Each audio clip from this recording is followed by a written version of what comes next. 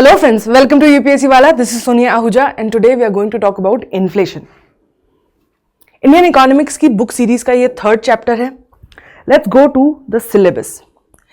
In the first two classes we discussed some basic concepts and national income and GDP, and today we are going to talk about inflation. As you can see, it's marked as one of the most important topics. अगर आपको पहला chapter याद हो तो all the ones that are highlighted are the chapters जिसमें सबसे ज़्यादा सवाल आते हैं. So inflation is one such chapter. So pay close attention to this. क्या क्या पढ़ने वाले हैं हम? सबसे पहले हम समझेंगे डेफिनेशन, क्या होता है इन्फ्लेशन, क्या कॉजेज होते हैं, क्या टाइप्स होते हैं, कैसे चेक किया जाता है, उसके इम्पैक्ट और इफेक्ट्स क्या होते हैं, Phillip curve, inflation related concept, method to measure inflation, inflation targeting, efforts by the government to control inflation and recent trends of inflation in India. Before we move on to this, last class में when we studied national income and GDP, we skipped this topic, business cycles. The reason we skipped this topic is because even though this is part of GDP, but it is important to understand this concept to understand inflation. Inflation को समझने के लिए इसका concept clear होना ज़रूरी है. इसीलिए हमने वो लास्ट क्लास में नहीं बट इस क्लास के पहले पढ़ा है. So we going to revise what we studied in the last class, complete the last few topics and then start with inflation. Now let's first understand कि नेशनल इनकम होता क्या है. नेशनल इनकम ना अलग अलग तरीके होते हैं कैलकुलेट करने के कि कितना कमाई हुई है एक नेशन में, तो उसे रिलेटिव एग्रीगेट्स कहा जाता है. मतलब कि अगर आप कुछ चीजों को इंक्लूड कर रहे हो, कुछ चीजों को एक्सक्लूड कर रहे हो और अलग अलग तरीके से कैलकुलेट कर रहे हो कि कितना एक कंट्री में गुड्स एंड सर्विसेज का प्रोडक्शन हुआ है, तो उन्हें हम रिलेटिव एग्रीगेट्स बोलते हैं. दो मेन टाइप के होते हैं, डोमेस्टिक प्रोडक्ट और नेशनल प्रोडक्ट.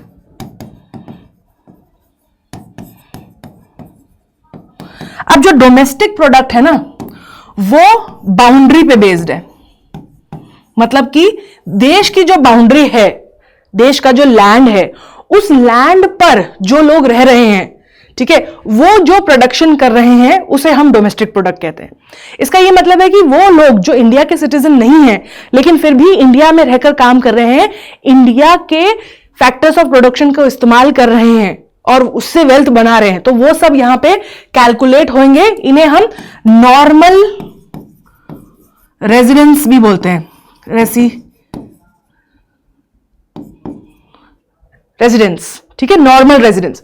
नेशनल प्रोडक्ट में ना सिटीजनशिप ज्यादा इंपॉर्टेंट हो जाती है कि आप इंडिया के सिटीजन है या नहीं, ठीक है, और उसके साथ में रेजिडेंस भी इंपॉर्टेंट हो जाता है कि आप इंडिया के सिटीजन हो और इंडिया में रिजाइड कर रहे हो, ठीक है. क्योंकि इसमें क्या होगा, एनआरआई जो है फिर वो नहीं कैलकुलेट होंगे, बिकॉज एनआरआईज आर पीपल जो कि टेक्निकली तो इंडियन सिटीजन है पर उनका इंडिया से कोई लेना देना नहीं है, वो अपना खाना पीना कमाना सब फॉरेन में ही करते हैं.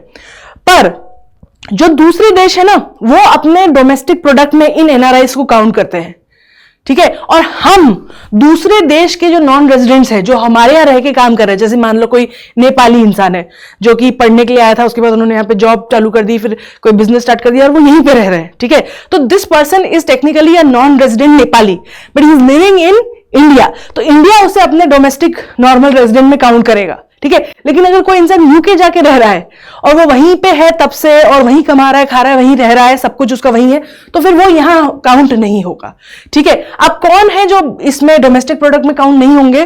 बेसिकली अगर कोई मान लो एम्बेसी में कोई काम कर रहा है, ठीक है, फॉरेन एम्बेसी में, या फिर मान लो कोई इंटरनेशनल ऑर्गेनाइजेशन में काम कर रहा है, या कोई टेक्निकल एक्सपीरियंस वाला बंदा किसी कंपनी ने बाहर से बुलाया है रहने के लिए इंडिया में, ठीक है, किसी काम से, तो वो भी यहां पे काउंट नहीं होंगे. तो यहां की लिमिट है लेस देन 1 ईयर, ठीक है. अगर कोई भी इंसान इस तरीके का 1 साल से कम इंडिया में काम कर रहा है तो उसे हम काउंट नहीं करते हैं, ठीक है. And so these are 2 types of product. अब इसी में क्या होता है, इसके भी 2 टाइप होते हैं. एक होता है ग्रोस और एक होता है नेट, ठीक है। Gross domestic product, net domestic product, दोनों में डिफरेंस क्या होता है? ग्रोस मतलब टोटल, नेट मतलब माइनस डेप्रिसिएशन, ठीक है। जब डेप्रिसिएशन क्या होता है? जब थोड़े थोड़े समय में चीजें खराब होती जाती है, रिसोर्सेज हो गए, जो भी नुकसान होता है उन सबको हम डेप्रिसिएशन बोलते हैं। तो अगर ग्रोस डोमेस्टिक प्रोडक्ट है मतलब वो उसमें सब कुछ इंक्लूड कर रहा है टोटल, ठीक है। पर अगर नेट डोमेस्टिक प्रोडक्ट है मतलब उसमें वो साल का जो डेप्रिसिएशन है वो उसको माइनस कर रहा है। Same goes here, there is also gross national product and net national product, ठीक है। अब उसके अलावा दो और इस तरीके के डिफरेंशिएशंस होते हैं। एक होता है नॉमिनल एंड रियल। अगर हम जीडीपी कैलकुलेट कर रहे हैं, मान लो ग्रोस डोमेस्टिक प्रोडक्ट, अगर हम उसे नॉमिनल कर रहे हैं, ठीक है, मतलब क्या कि आज जो कॉस्ट है, मान लो किसी ने 100 रुपए की चीज आज प्रोड्यूस करी, ठीक है, तो उसकी जो वैल्यू है आज के टाइम में वही हम लेंगे। पर जब हम रियल जीडीपी कैलकुलेट करते हैं ना, तब हम क्या करते हैं? इन्फ्लेशन के लिए उसको एडजस्ट करते हैं। This is why we are studying it here. कि क्या होता है ना, मान लो कोई चीज आज प्रोड्यूस हुई है, लेकिन ऐसा लगता है कि अरे हमने ना 10 पेंसिल प्रोड्यूस करी, एक पेंसिल 10 रुपए की है, तो हमने 10 पेंसिल प्रोड्यूस करी तो 100 रुपए प्रोड्यूस करे। लेकिन अगर मान लो किसी कारण से सडनली बहुत इन्फ्लेशन हो गया और एक पेंसिल अब 10 रुपए की नहीं 20 रुपए की आ रही है, तो आप अगले साल बोलोगे इस बार तो हमने 200 रुपए की पेंसिल प्रोड्यूस करी है। पर सच्चाई ये नहीं है ना कि आपने ज्यादा पेंसिलें प्रोड्यूस करी है, सच्चाई ये है कि इन्फ्लेशन बढ़ चुका है। तो इसलिए जब भी रियल जीडीपी कैलकुलेट किया जाता है ना, तो वो पुराने किसी प्राइजेस पे बेस्ड पर कैलकुलेट किया जाता है, ताकि ये समझ में आ सके कि इन्फ्लेशन का कितना इंपैक्ट हो रहा है इस प्रोडक्शन के ऊपर, ठीक है। तो एक ये भी होता है, और दूसरा एक होता है कि किस कॉस्ट पे आप प्रोडक्ट कर रहे हो, ठीक है। तो उसमें एक आते हैं, इट्स कॉल्ड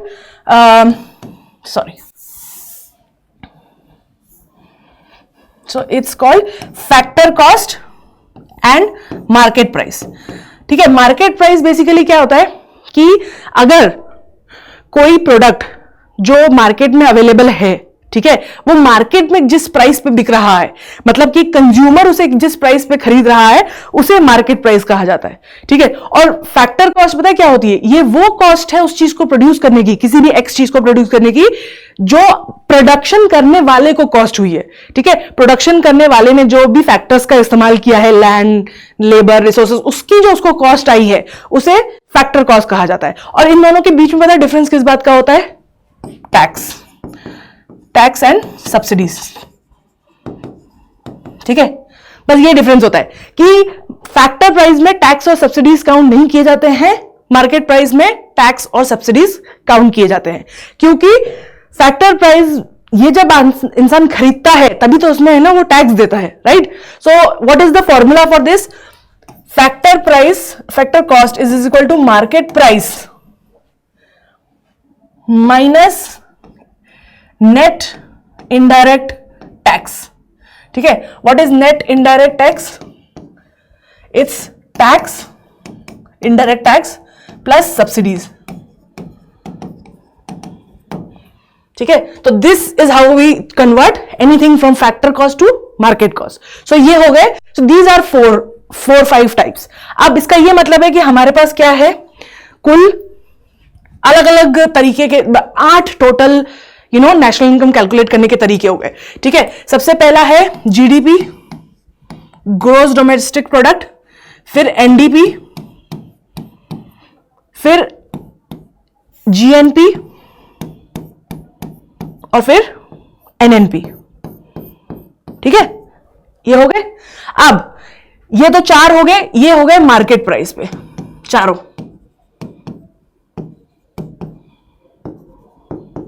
अब इसके नेक्स्ट 4 हो जाएंगे जीडीपी, एनडीपी,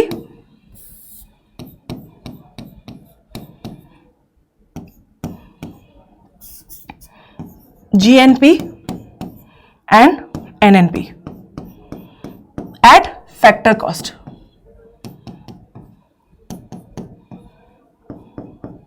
तो ये 8 तरीके होते हैं नेशनल इनकम कैलकुलेट करने के। अब हम देखेंगे कि इनके फॉर्मूले क्या है। जीडीपी का फॉर्मूला हमने पढ़ा था लास्ट क्लास में, total consumption plus total investment by government as well as private sector plus government expenditure plus net export. Net export का मतलब होता है export minus import. Total export minus total import will give us net export. So ये है formula किसका? GDP का eight market price. अब हमें पता है कि जीडीपी से अगर हमें एनडीपी निकालना है तो क्या करना पड़ेगा? हमें डेप्रिसिएशन माइनस करना पड़ेगा, राइट? क्योंकि नेट प्रोडक्ट में हम डेप्रिसिएशन कैलकुलेट नहीं करते. So NDP will be equal to GDP at market price minus depreciation. Okay, अब जीडीपी एट मार्केट प्राइस अगर ये है तो जीडीपी फैक्टर प्राइस पे क्या होगा? क्योंकि हमने देखा था फैक्टर प्राइस का क्या फॉर्मूला होता है. Factor price is equal to market price, या sorry factor cost is equal to market price minus taxes and subsidies. Okay, तो it will be equal to GDP at market price minus net indirect income, sorry net indirect tax. अब net indirect tax क्या होता है? Basically जितना भी indirect tax हुआ है plus जितनी भी सब्सिडीज मिली है. ओके, अब फिर हम net domestic product factor cost पे कैसे निकालेंगे? What we will do is, हमें पता है कि एनडीपी पे से ऑलरेडी डेप्रिसिएशन माइनस हो चुका है, तो will take NDP at market price और इसमें से हम माइनस कर देंगे क्या? Net product taxes and net production taxes. जितने प्रोडक्ट हैं उस पे जो टोटल नेट प्रोडक्ट पे जो टैक्सेस लगे हैं और टोटल प्रोडक्शन पे जो टैक्सेस लगे हैं वो दोनों अगर हम माइनस कर दें एनडीपी से तो it will give us NDP market price. So it will give us NDP factor price. Now this is what we also call as domestic income.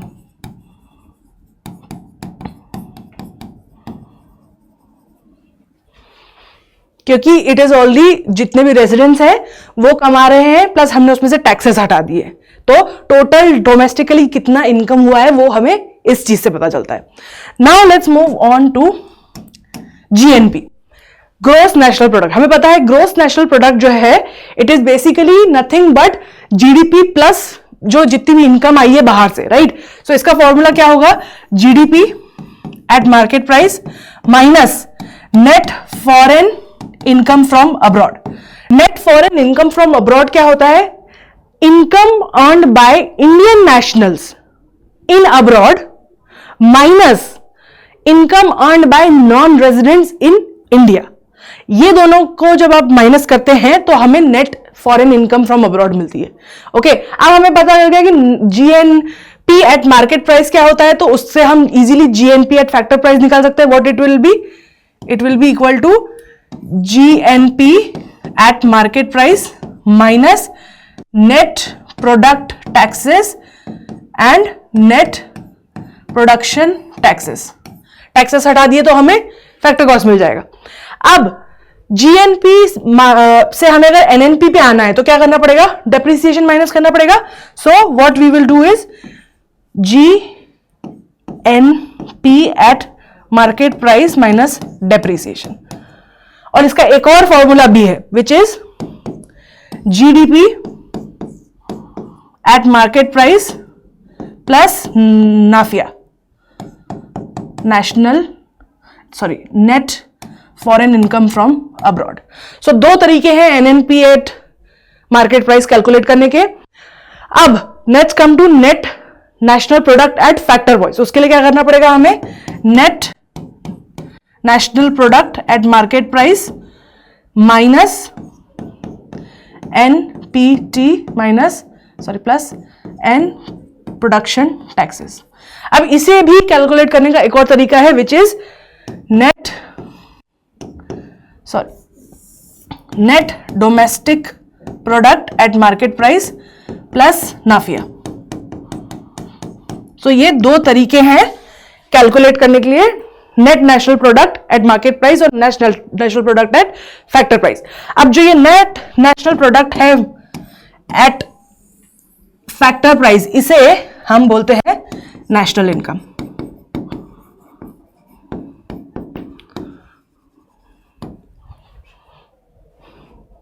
Now that's clear. Let's move on to the next topic per capita income. Per capita income क्या होता है?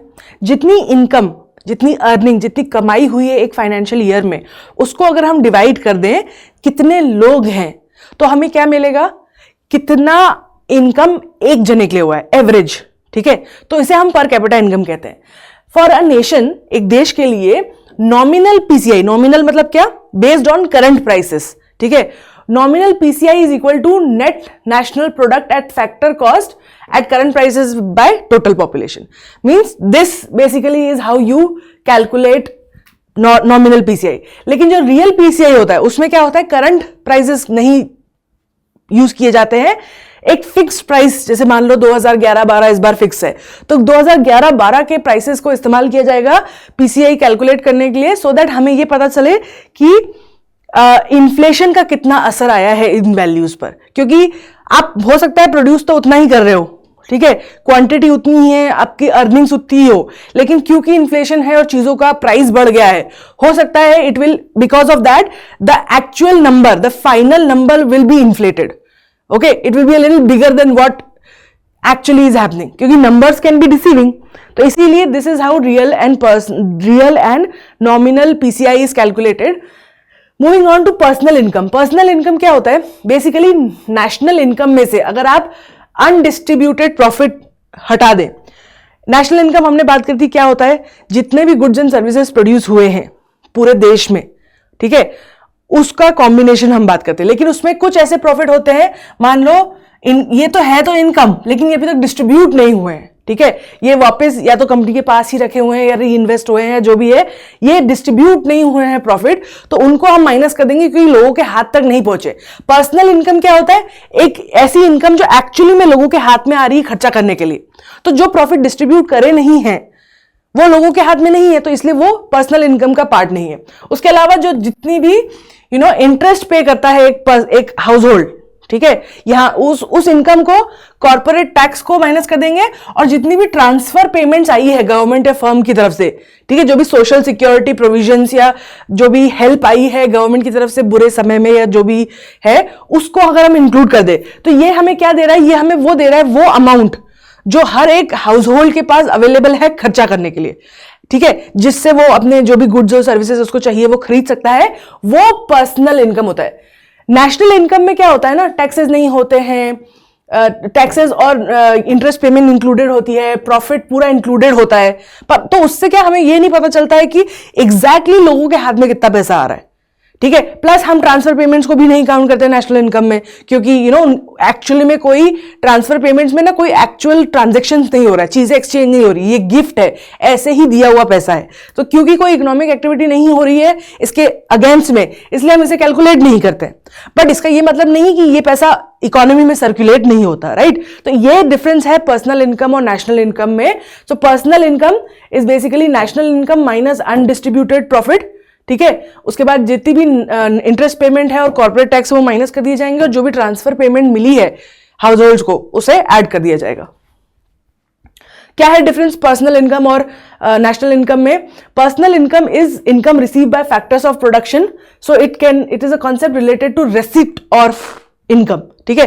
Personal income जो हम calculate करने की कोशिश कर रहे हैं ना, इट्स अबाउट कितना पैसा हाथ में आया है। National income is more about कितना कमाई जनरेट हुई है, ठीक है। मतलब आप बोल सकते हो कि जैसे एक नॉर्मल इंसान ले लो, ठीक है, हो सकता है कि उसकी सैलरी हो 100 रुपए पर महीना, बट इसका ये मतलब नहीं है ना कि उसके हाथ में 100 रुपए पर महीना आ रहा है, ठीक है। हो सकता है कि कट कुट के उसके हाथ में 60 रुपए आ रहे हो, मान लो उसको किसी महीने 10 रुपए खर्ची मिल गई तो उसके 70 रुपए हो गए। ये 70 रुपए जो है उसकी पर्सनल इनकम है, बट ये जो 100 रुपए हैं ये टोटल जनरेशन हुआ है इनकम का, पर उसके हाथ में तो नहीं आएंगी ना।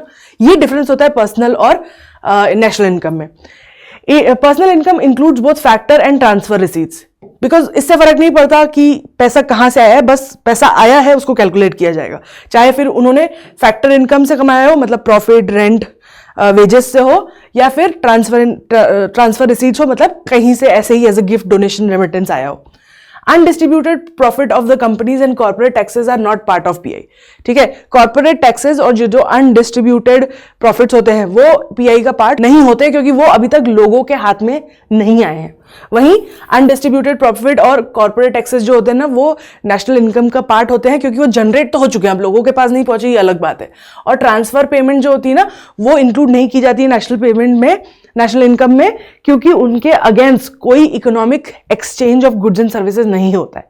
ठीक है, उन्हें हमने कमाई नहीं है, और कमाई नहीं है तो एक ये भी रीजन होता है उनको नहीं कैलकुलेट करने का ट्रांसफर पेमेंट। एक नॉर्मल कंडीशन में आप समझिए, आपके रिश्तेदार आपके घर पे आके आपको खर्ची देके जाते हैं, तो वो फिक्स थोड़ा ना है, हर समय थोड़ा ना मिलेगी, जरूरी नहीं हर साल मिले। हो सकता है किसी साल आपकी बुआ ना आए, हो सकता है कि किसी साल कोई शादी हो तो बहुत सारे लोग मिल गए तो सडनली बहुत सारा पैसा आ गया, पर किसी साल नहीं आया, हर महीने भी नहीं आता है, कोई फिक्स नहीं है ना।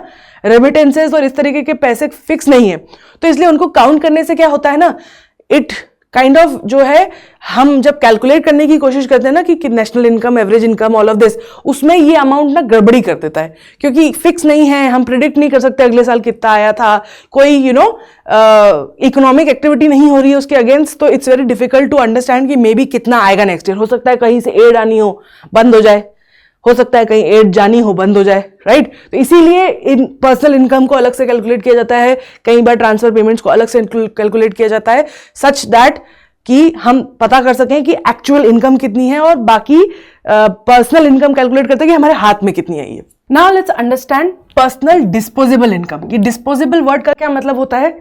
डिस्पोजेबल मतलब खर्च करने लायक या खर्च करने के लिए अवेलेबल। सो हमें पता है पर्सनल इनकम क्या होता है।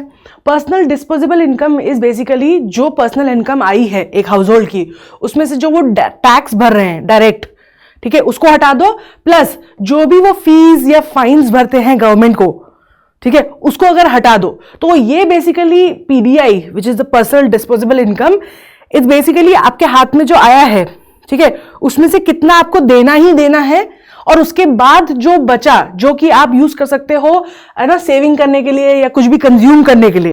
जैसे मैंने एग्जांपल लिया था कि 100 रुपए आए कट कुट के आपके हाथ में, 60 रुपए आए, फिर 10 रुपए का ट्रांसफर पेमेंट हुआ, खर्ची मिली आपको, आपके हाथ में 70 रुपए। अब इस 70 रुपए में से आप भरोगे 5 रुपए का टैक्स, और another 5 rupees you will pay as fines and different, maybe कोई आपने लाइसेंस ले रखा, उसकी फीस वगैरह आप पे करोगे। अब जो आपके हाथ में 60 रुपए बचे हैं, ये इनकम अब आप क्या कर सकते हो, या तो इसको खर्चा कर सकते हो, कंज्यूम कर सकते हो, या इसको सेविंग में डाल सकते हो। तो उस इनकम को पर्सनल डिस्पोजेबल इनकम कहा जाता है। जैसे पर्सनल डिस्पोजेबल इनकम होती है, वैसे नेशनल डिस्पोजेबल इनकम होती है। ये भी सेम ही कॉन्सेप्ट है, but on a national level. इसमें क्या होता है, नेशनल इनकम जो है, net national product at market price which is the national income, plus जितने भी ट्रांसफर्स हुए हैं रेस्ट ऑफ द वर्ल्ड से। हमने देखा जब भी हम नेशनल इनकम कैलकुलेट करते हैं तो हम ट्रांसफर्स को काउंट नहीं करते फॉर मल्टीपल रीजंस, राइट, क्योंकि they are not consistent, they do not happen against an economic activity, because we don't know whether they will come again और नॉट, राइट, एंड वो क्या करते हैं, हमारे डाटा को खराब कर देते हैं। तो इसलिए हम उसको ट्रांसफर पेमेंट्स को, रेमिटेंसेस को, इस तरीके के जितने भी इनकम होते हैं इनको काउंट नहीं करते।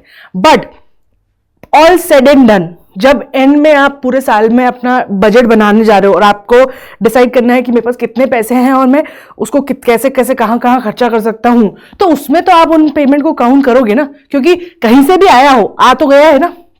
तो that's why national disposable income is nothing but NNP at factor cost which is national income with जितने भी ट्रांसफर्स हुए हैं, that is the money that now we have to spend, ठीक है।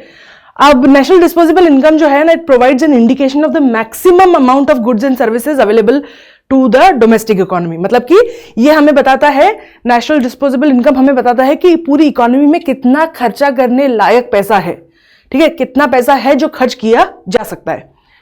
नाउ अब जो हमने अभी तक पढ़ा उसका एक सॉर्ट ऑफ विजुअल रिप्रेजेंटेशन है समझने के लिए कि क्या है जीडीपी। हमें क्या होता है पता है, क्या होता है, जितना भी कंजम्पशन प्लस जितना भी इन्वेस्टमेंट हुआ है प्राइवेट और गवर्नमेंट, प्लस जितना भी एक्सपेंडिचर हुआ है, प्लस नेट एक्सपोर्ट, राइट, ये जीडीपी है अपना, ठीक है।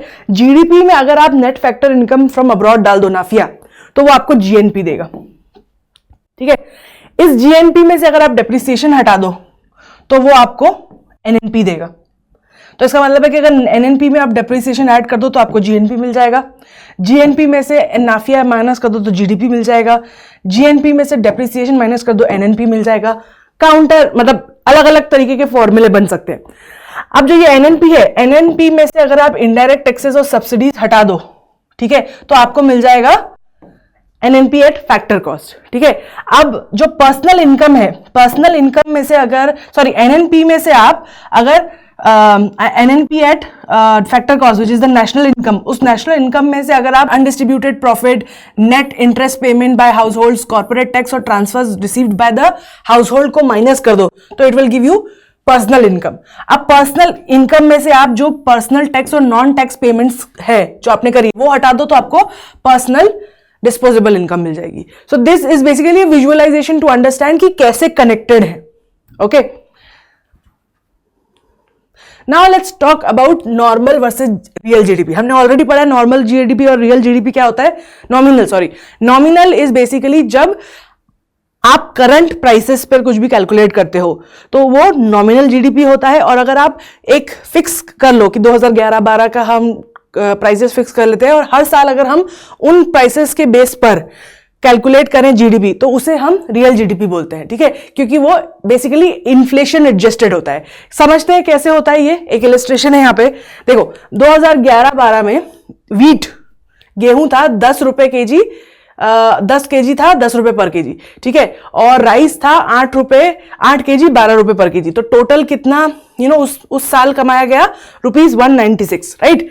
सेम 2013 में भी 11 केजी पैदा हुआ 10.5 केजी के हिसाब के रेट पे, और राइस 9 केजी 12.5 केजी पर केजी के पॉइंट पे, तो टोटल हुआ ₹228, ठीक है। ये है नॉमिनल जीडीपी, मतलब हम कितना पैदा हुआ है अमाउंट और कितने रुपए का है ऑन दैट ईयर वो कैलकुलेट कर रहे हैं। सेम 2013-14 में 262 एंड 2014-15 में 291। अब यहां देखोगे आप, अगर हम इसी को रियल जीडीपी में कैलकुलेट करें, मतलब कि अगर हम फिक्स कर दें कि एक साल कोई सा लेके और उस टाइम पे उस साल में गेहूं और राइस का जो प्राइस है अगर हम उसको फिक्स कर दें at 10 rupees per KG and 12 rupees per KG, then you will see that real GDP is not growing at the same rate. Real GDP is 196, 218 10 कम, 240 22 कम, 251 ऑलमोस्ट 40 कम, ठीक है। तो what it showing is this amount जो कम दिखा रहा है यहां पर, ठीक है, 10, 22, 40, ये जो है ये इन्फ्लेशन के कारण प्राइस बढ़ा है। ये एक्चुअली में हमने ज्यादा प्रोड्यूस नहीं किया है, ये इन्फ्लेशन के कारण अमाउंट ज्यादा आ रहा है। तो ये तो हमें हर साल का बता रहा है, लेकिन ये हमें एक्चुअल इंक्रीमेंट बता रहा है कितना हुआ। Since 2015, the National Statistical Office (NSO), which is under the Ministry of Statistics and Program Implementation, जो कि जीडीपी वगैरह कैलकुलेट करती है, उन्होंने जो जीडीपी का बेस ईयर है वो चेंज कर दिया है 2011-12 को। तो मतलब 2012 ऑनवर्ड जितने भी आपको जीडीपी सुनाई देता है इंडिया का, वो सब रियल जीडीपी होता है और वो इस ईयर के प्राइसेस के बेसिस पे कैलकुलेट किया जाता है। तो उसमें जो है इन्फ्लेशन नहीं कैलकुलेट होता है। To calculate real GDP of 2014-15, use the quantity of 2014-15 but price of 2011-12। To calculate nominal GDP 2014-15 की ही क्वांटिटीज को 2014-15 के ही मार्केट प्राइस पर कैलकुलेट करेंगे। Now shift from factor cost to market cost. Prior to 2015, 2015 के पहले एनएसओ जो थी ना वो जीडीपी को फैक्टर कॉस्ट पे कैलकुलेट करती थी, मतलब कि वो उसमें टैक्सेस नहीं गिनती थी, वो सिर्फ उतना गिनती थी कि इस पर्टिकुलर चीज को बनाने में कितना पैसा लगा, सिर्फ उसी को जोड़ती थी, excluding the indirect taxes and subsidies. But since 2015 India adopted a global best practice, ठीक है। ग्लोबल बेस्ट प्रैक्टिस मतलब ज्यादातर दुनिया जिस प्रैक्टिस को यूज करती है वो अडॉप्ट करी, जिसमें उन्होंने जीडीपी को मार्केट प्राइसेस में कैलकुलेट करना चालू करा, which is aligning with IMF and world Economic outlook projectile, ठीक है। तो मतलब जैसे पूरी दुनिया करती है, पूरी दुनिया जो है जीडीपी को मार्केट प्राइसेस में कैलकुलेट करती है, उन प्राइसेस पर जिस पर लोग उसको खरीदते हैं मार्केट में, ना कि जिस प्राइसेस पर वो बना है, मतलब कि including taxes. India economic growth is measured by real GDP, that is GDP at constant market price, ठीक है। Market price but at constant market price means एक ईयर फिक्स कर देते हैं, वो उस ईयर के बेसिस पर मार्केट प्राइस यूज करके जीडीपी कैलकुलेट करा जाता है 2015 से। तो अगर आपको 2015 के पहले के डाटा और 2015 के डाटा के बाद अगर डिफरेंस दिख रहा है डाटा में, the way it is being calculated, that's because of this change. ठीक है, नाउ इसका एक इलस्ट्रेशन यहाँ पे दिया हुआ है कि देखो, जैसे हमने बताया कि ये इंप्रूवमेंट देखो कैसे 16% हुआ है, ये 14% हुआ है, ये 11% हुआ है, ये नॉमिनल है। ठीक है, वहीं रियल आप देखोगे तो इतना इंप्रूवमेंट नहीं है, 11 हुआ है, 10 हुआ है। अब देखो ये तो कम हो रहा है। ठीक है, यहां पे क्या दिख रहा है आपको, यहां पे बहुत हल्का सा 2% कम हुआ है, 3% कम हुआ है, लेकिन you'll see here it has reduce significantly from here to here. Right, here is the economic growth from 2012-13 and will be determined by the change in the real GDP amounting to 11.2%. ठीक है, in the given example, real GDP consistently rises from 2012 to 2015. However, the change in real GDP decreases. मतलब क्या, आप ऐसे देखोगे तो आपको GDP increase होता हुआ दिखेगा, लेकिन चेंज इन जीडीपी जो है वो मतलब कितना ज्यादा बढ़ रहा है वो अमाउंट डिक्रीज होता हुआ दिख रहा है। ठीक है, जिस स्पीड से जीडीपी बढ़ रहा है वो अमाउंट डिक्रीज होता हुआ दिखेगा। उसके बाद बात करते हैं इंडिया के जीडीपी और जीएनपी ट्रेंड्स की। एनएसओ का जो सेकेंड एडवांस एस्टिमेट रिपोर्ट होती है इंडिया की, at current market price, GDP at current market price of 2022 and 23 as approximately rupees 272 lakh crores, reflecting a normal growth of 15.9% from rupees 235 lakh crores in 2021-2022. तो जब last year NSO ने current market price पर GDP निकाला तो उन्हें यह data मिला कि हमने देखा है reflecting nominal growth of 15%. The nominal GDP of India for 2022-23 stands around 267 lakh crores. The India's GDP at constant prices, अगर वो प्राइसेस देखें जो 2011-12 के हिसाब से, तो it is just 160 lakh crore, showing a 7% growth. ठीक है, this provided chart illustrate the real GDP growth of India in recent years. ठीक है, तो मतलब कि अगर आप एक्चुअल अमाउंट देखो तो आपको जीडीपी का बहुत ज्यादा, जैसे ऑलमोस्ट 15% इंक्रीमेंट दिख रहा है, लेकिन जब भी हम उसको कांस्टेंट मार्केट प्राइस से कैलकुलेट करते हैं, मतलब 2011 के 12 के प्राइसेस से कैलकुलेट करते हैं, तो you can see how it's increasing. So 2014 में 7.4 था, 8 हुआ, 830 हुआ, फिर 2017-18 में गिर गया 6.8, फिर और गिरा, फिर अब -5.80. This is Covid. फिर उसके बाद हमने देखा इंक्रीज हुआ 9.1 और फिर 2022-23 पे वापस डिक्रीज हो गया 2023 में 7 point. So this is basically showing you actual में कितना इंक्रीज हुआ है बिना इन्फ्लेशन को ऐड करे. ठीक है, now so the same data is marked on this chart, real GDP growth, and it shows you how exactly it has been increasing and decreasing over the period. Moving on, GDP deflector. The nominal GDP primary involves inflationary efforts. हमें पता है कि जो nominal GDP होता है वो उसमें कुछ इन्फ्लेटरी इफेक्ट होते हैं, क्योंकि प्राइस जो है वो हर साल चेंज होते रहते हैं. तो ये सब्सटैंशियल जो चेंज है इसका असर पड़ता है ये पता करने में कि कितना इन्वेस्टमेंट और एम्प्लॉयमेंट है. तो इसीलिए हम रियल जीडीपी कैलकुलेट करते हैं. तो ये फॉर्मूला है नॉमिनल जीडीपी से रियल जीडीपी कैलकुलेट करने का. बेसिकली इसे कहते हैं जीडीपी डिफ्लेटर.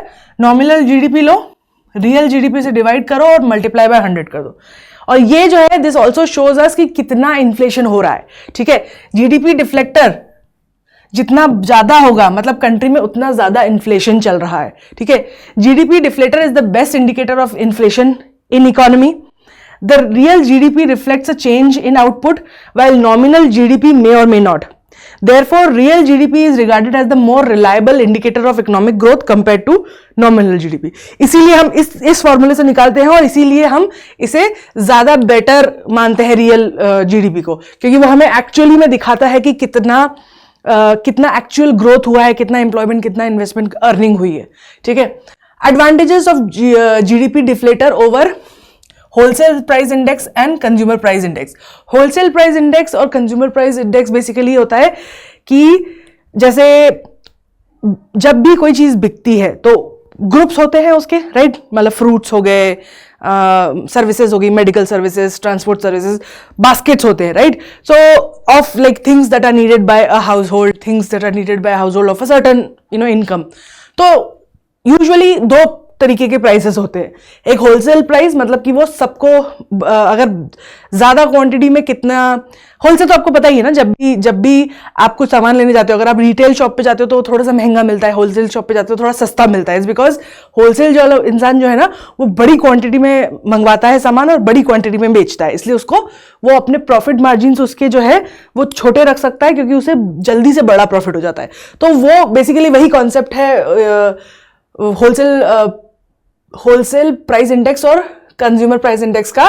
इसका रियल जीडीपी कैलकुलेशन पे क्या असर पड़ता है, एडवांटेजेस क्या है? जो जीडीपी डिफ्लेक्टर है ना, ये कवर करता है entire range of goods and services.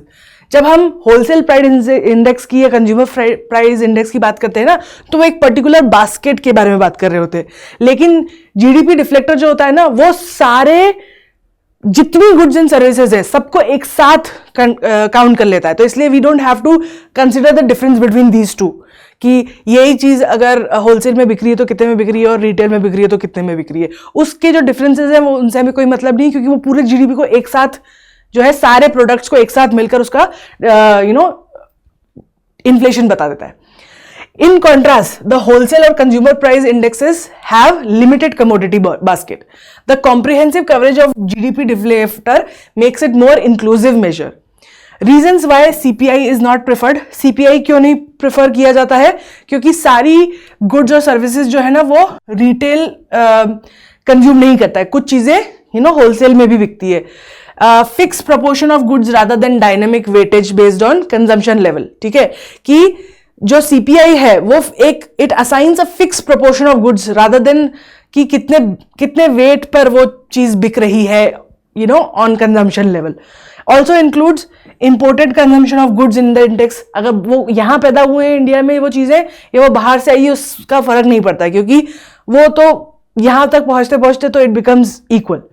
Reason why wholesale price index is not preferred, because ये जो है एक्सक्लूड्स इन्फ्लेशन। ठीक है, जब होलसेल की बात करते हैं तो उसमें usually because first of all it contributes 50% to the GDP and there's no way for us to know how much inflation has happened. It focuses on intermediate wholesale prices and not final market prices. ये prices में different होता है क्योंकि ये इसमें जो दूसरे middleman हैं या रिटेलर्स हैं या जो इस सर्विसेज को आगे ले जा रहे हैं, उन्होंने जो प्राइस लिया है वो कैलकुलेट नहीं होता है होलसेल प्राइसेस में, इसलिए it sort of is not a correct measure. Also it adds a lot to the inflammation, क्योंकि वो तो उसी प्राइस पे बेचेंगे ना जिस प्राइस पे करंट प्राइसेस पे ही होलसेल या रिटेल के प्राइसेस निकलते हैं, right. Now GDP at purchasing power parity. Purchasing power parity is basically it's a method measure through which we understand कि एक्चुअल कॉस्ट ऑफ लिविंग क्या है और इन्फ्लेशन का रेट क्या है। ठीक है, तो जब जीडीपी को हम परचेजिंग पावर पैरिटी पे कैलकुलेट करते हैं तो ये क्या करता है, जीडीपी को एडजस्ट कर देता है कंट्री की इकोनॉमिक आउटपुट को बेस्ड ऑन कि उस कंट्री में कॉस्ट ऑफ लिविंग क्या है, कि एक इंसान को एक नॉर्मल जिंदगी जीने के लिए किन चीजों की जरूरत है। इसका इलस्ट्रेशन है, मान लो एक गुड्स सर्विसेज का बास्केट हमने ले लिया जिसमें है चीजें like car, apples, health care. ठीक है, ये जो है ये हमको यूएस मार्केट में $10,000 का मिल रहा है। ठीक है, अगर आपको यही सब चीजें सेम बास्केट इंडिया में खरीदना है तो आपको वो पड़ेगा 8 लाख रुपए का, क्योंकि that's equivalent to $10,000, right, because $1 is equal to 80 rupees. अगर ऐसा है कि आपको यही बास्केट इंडिया में इस प्राइस पे मिल जाए, मतलब कि दोनों कंट्रीज जो है सेम करेंसी का परचेजिंग पावर पैरिटी सेम है, मतलब जितने पैसे में आप चीजें अमेरिका में खरीद सकते हो उतने ही पैसे में आप इंडिया में भी वही चीजें खरीद सकते हो, तो दोनों कंट्री की परचेजिंग पावर पैरिटी सेम है। नाउ लेट्स अज्यूम कि ये सेम बास्केट जो कि यूएस में 10,000 में अवेलेबल है और इंडिया में मान लो परचेजिंग पावर पैरिटी सेम है तो 8 लाख में अवेलेबल है। मान लो कि वही जो है बास्केट वो 6,40,000 में मिल रहा है। इसका क्या मतलब है कि it is available only in $8,000, कि जो चीज 10,000 में यूएस में मिल रही है वो 8,000 में इंडिया में मिल रही है। तो इसका ये मतलब है कि इंडिया में जो कॉस्ट ऑफ लिविंग है वो कम है ना, क्योंकि चीजें ज्यादा अफोर्डेबल है। तो जब हम अपना नॉमिनल जीडीपी कैलकुलेट करेंगे तो हम बोलेंगे ओके हमारा जीडीपी कितना है, इट्स 8,000, क्योंकि that's $8,000 because that's the amount of services we can goods and services we can provide. लेकिन अगर आप उसको परचेजिंग पावर पैरिटी से कंपेयर कर रहे हो, Okay, if you are comparing it from at the world level from US, then you will say कि हम actually 10,000 वर्थ का सर्विसेज एंड गुड्स अवेलेबल कर सकते हैं, तो जीडीपी हमारा पीपीपी टर्म्स में 10,000 होगा. Okay, that means India can provide 10,000 worth of goods and services at 8,000. तो अगर कॉस्ट ऑफ लिविंग कम है तो मतलब कि हम ज्यादा कम पैसों में ज्यादा सर्विसेज प्रोवाइड कर सकते हैं, and other way around. Now let's come to productivity, capital output ratio and ICOR. Productivity क्या होता है? मान लो कि एक इंसान को काम दिया 10 गड्ढे खोदने का, उसको 1 घंटा पर गड्ढा लगता है, उसने 10 घंटे में 10 गड्ढे खोदे, राइट? तो अगर हम 2 इंसान को ले आए तो technically it should take both of them 5 hours to dig 10 holes, right?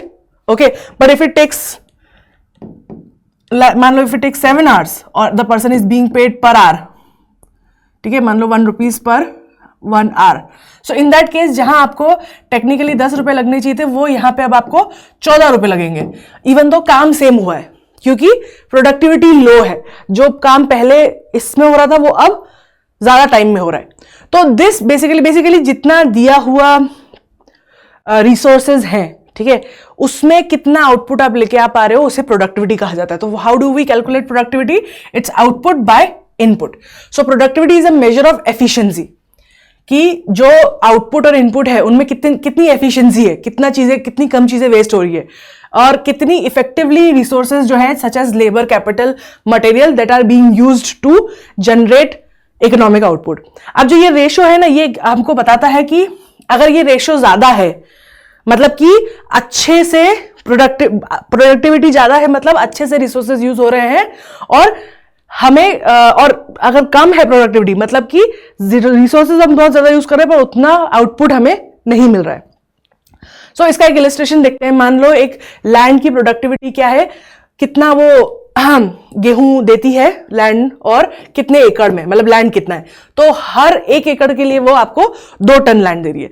और लेबर की प्रोडक्टिविटी, 5 लेबर इसमें लगे हैं 1 एकड़ लैंड में to produce this 2 ton. So productivity of the labour is 2.0.4. ठीक है, तो अब by adding the 1 extra labour, अगर आप इसमें 1 लेबर और ऐड कर दोगे, ठीक है, तो then the production is increase by 0.2 ton, है ना, अगर being that there are other resources are available. तो इसका ये मतलब है कि मार्जिनल प्रोडक्टिविटी लेबर की कितनी हुई, 0.2 टन पर labour. Means for every increment in number of labours, this is how much more output should be there for.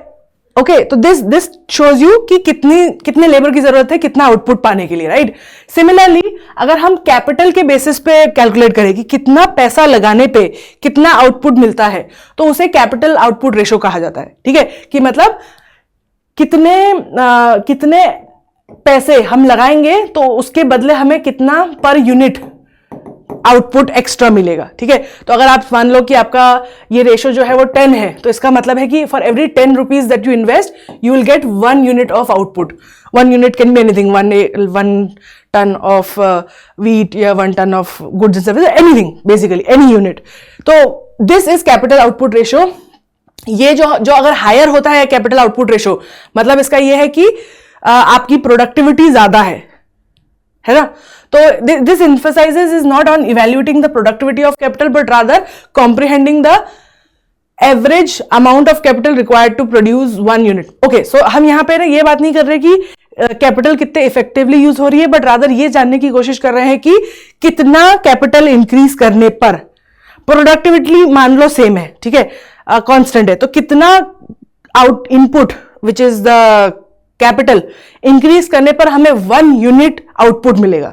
Okay, so our focus line is determining the amount of new or additional capital in value or rupees needed to increase the output by 1 unit.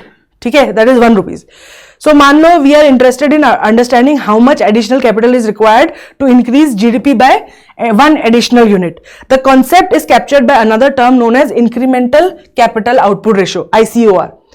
ICOR basically क्या बोल रहा है कि कितना percentage हमें capital increase करनी होगी, investment ज्यादा करना होगा for X unit of output increment. ठीक है, x unit of increment in GDP. तो आईसीआर कैसे निकालते हैं?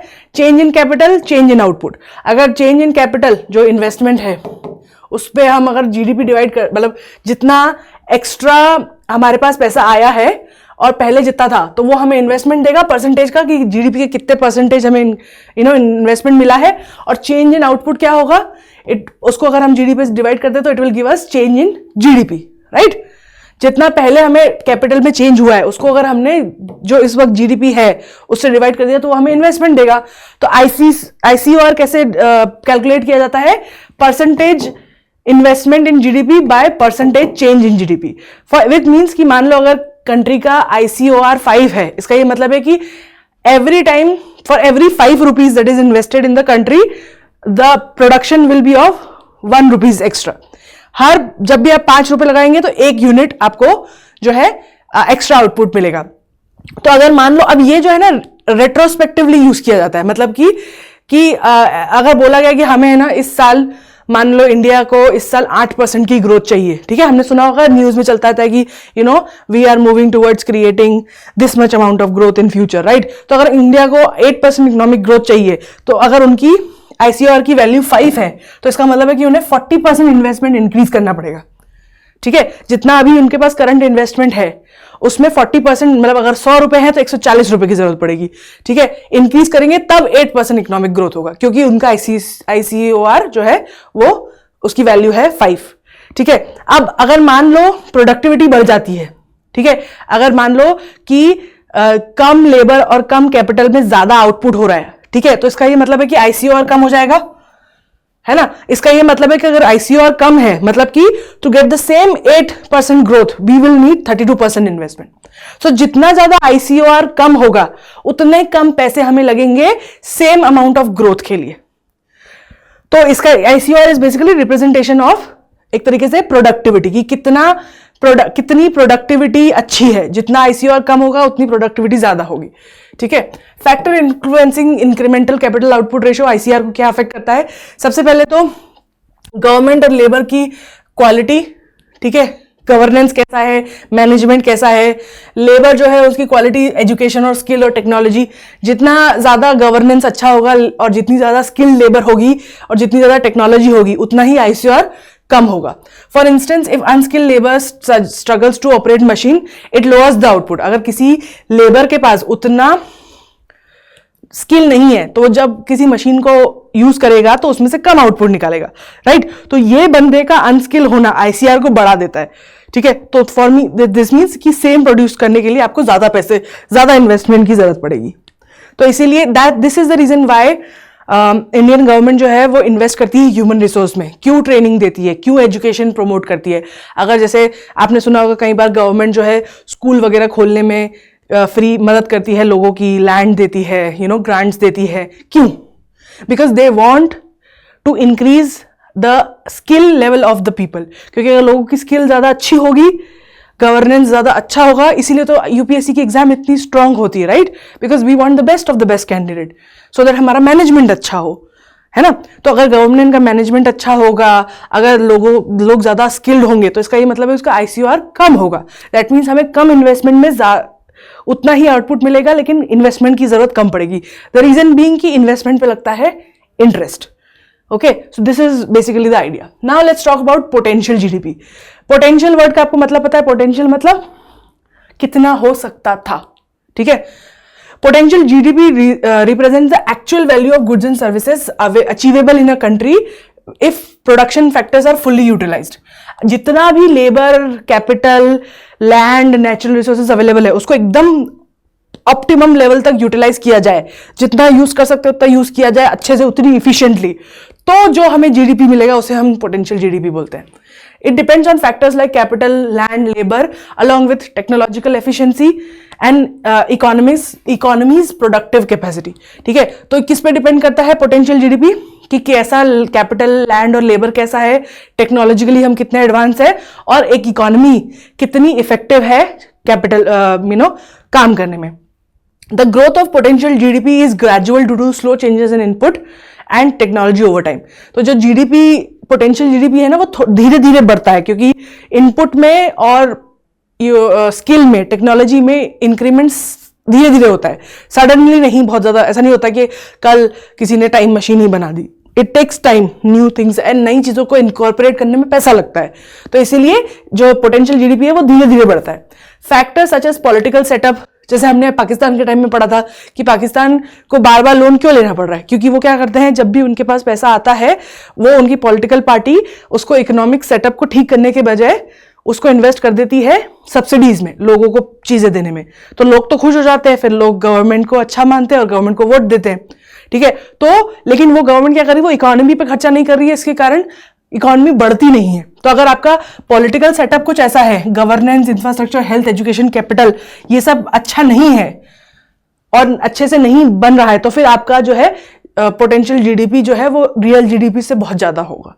According to the Economic Survey 2015-16, our country's potential GDP growth estimated to be 8 to 10%, और इस साल लास्ट ईयर हमने देखा कितनी हुई थी, 7%, एस्टिमेटेड था 10%, हुई 7%। So this basically shows you the difference कि कितना हो सकता था और कितना हुआ है। Actual GDP experiences fluctuation in the business cycle involving upturns and downturns. जो रियल जीडीपी होता है वो रियल डाटा से बनता है, राइट, और रियल डाटा जो आता है वो आता है ऑन एक्टिविटीज, और एक्टिविटीज जो है ना चेंज होती रहती है फॉर मल्टीपल रीजंस, राइट। कभी किसी चीज का सप्लाई कम हो गया, किसी चीज का मटेरियल खराब हो गया, सडनली किसी चीज की रिक्वायरमेंट नहीं है, ठीक है, तो ऐसे करके फ्लक्चुएशंस आते रहते हैं। During a down turn actual GDP falls below potential levels while it upturn it increases above the potential. अगर किसी का तो जीडीपी जो होता है ना, मान लो ये पोटेंशियल जीडीपी जो है एक स्टैंडर्ड लाइन है, और जो रियल जीडीपी है ना वो ऐसे ऐसे मूव करता रहता है पूरे साल, डिपेंडिंग ऑन उस वक्त कैसे ट्रांजेक्शन हो रहे हैं। The recession is officially defined as 2 consecutive quarters of negative income growth.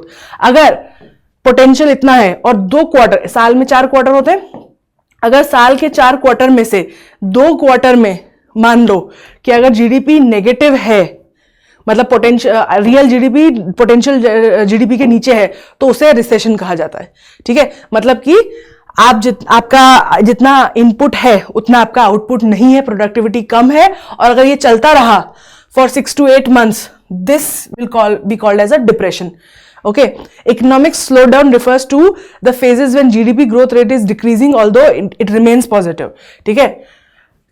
Economic slowdown का क्या मतलब होता है कि फॉर एग्जाम्पल जीडीपी में इंक्रीमेंट तो हो रहा है हर साल, इस साल 8 हुआ, फिर नेक्स्ट ईयर 7.5 इंक्रीमेंट हुआ, कंपैरेटिवली हर साल से इंक्रीमेंट तो हो ही रहा है ना, फिर ये 7 हुआ, क्योंकि ये क्या है, it's basically how much more you have earned, ठीक है।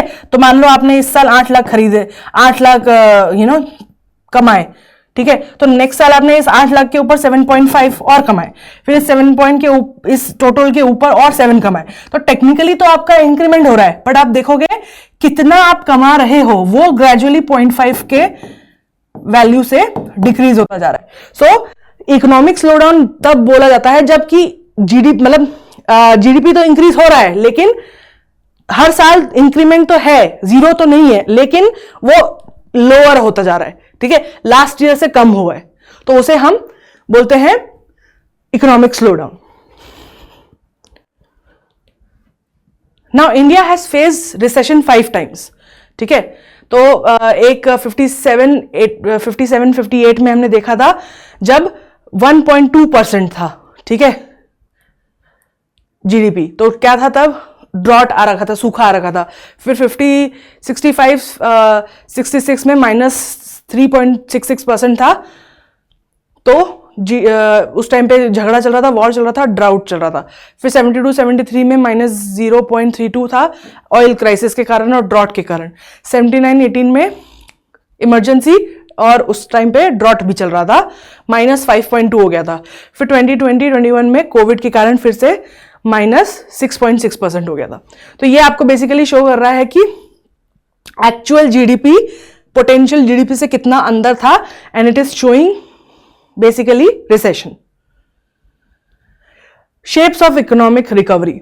Shapes of economic recovery is basically जब भी कोई इकोनॉमी रिसेशन में जाती है और उसके बाद जब रिकवर होती है, तो जीडीपी का जो डाटा होता है ना, उसको अगर हम एक मैप पे प्लॉट करें तो वो कैसा दिखेगा, और ये डिफरेंट टाइप के इस मैप्स को डिफरेंट नाम दिए हुए हैं और they represent something. For example this one is a Z shape recovery. इसे फिनिक्स भी कहा जाता है. Phoenix is a mythical bird जो कि अपने ही एशेज में से दोबारा पैदा होते हैं.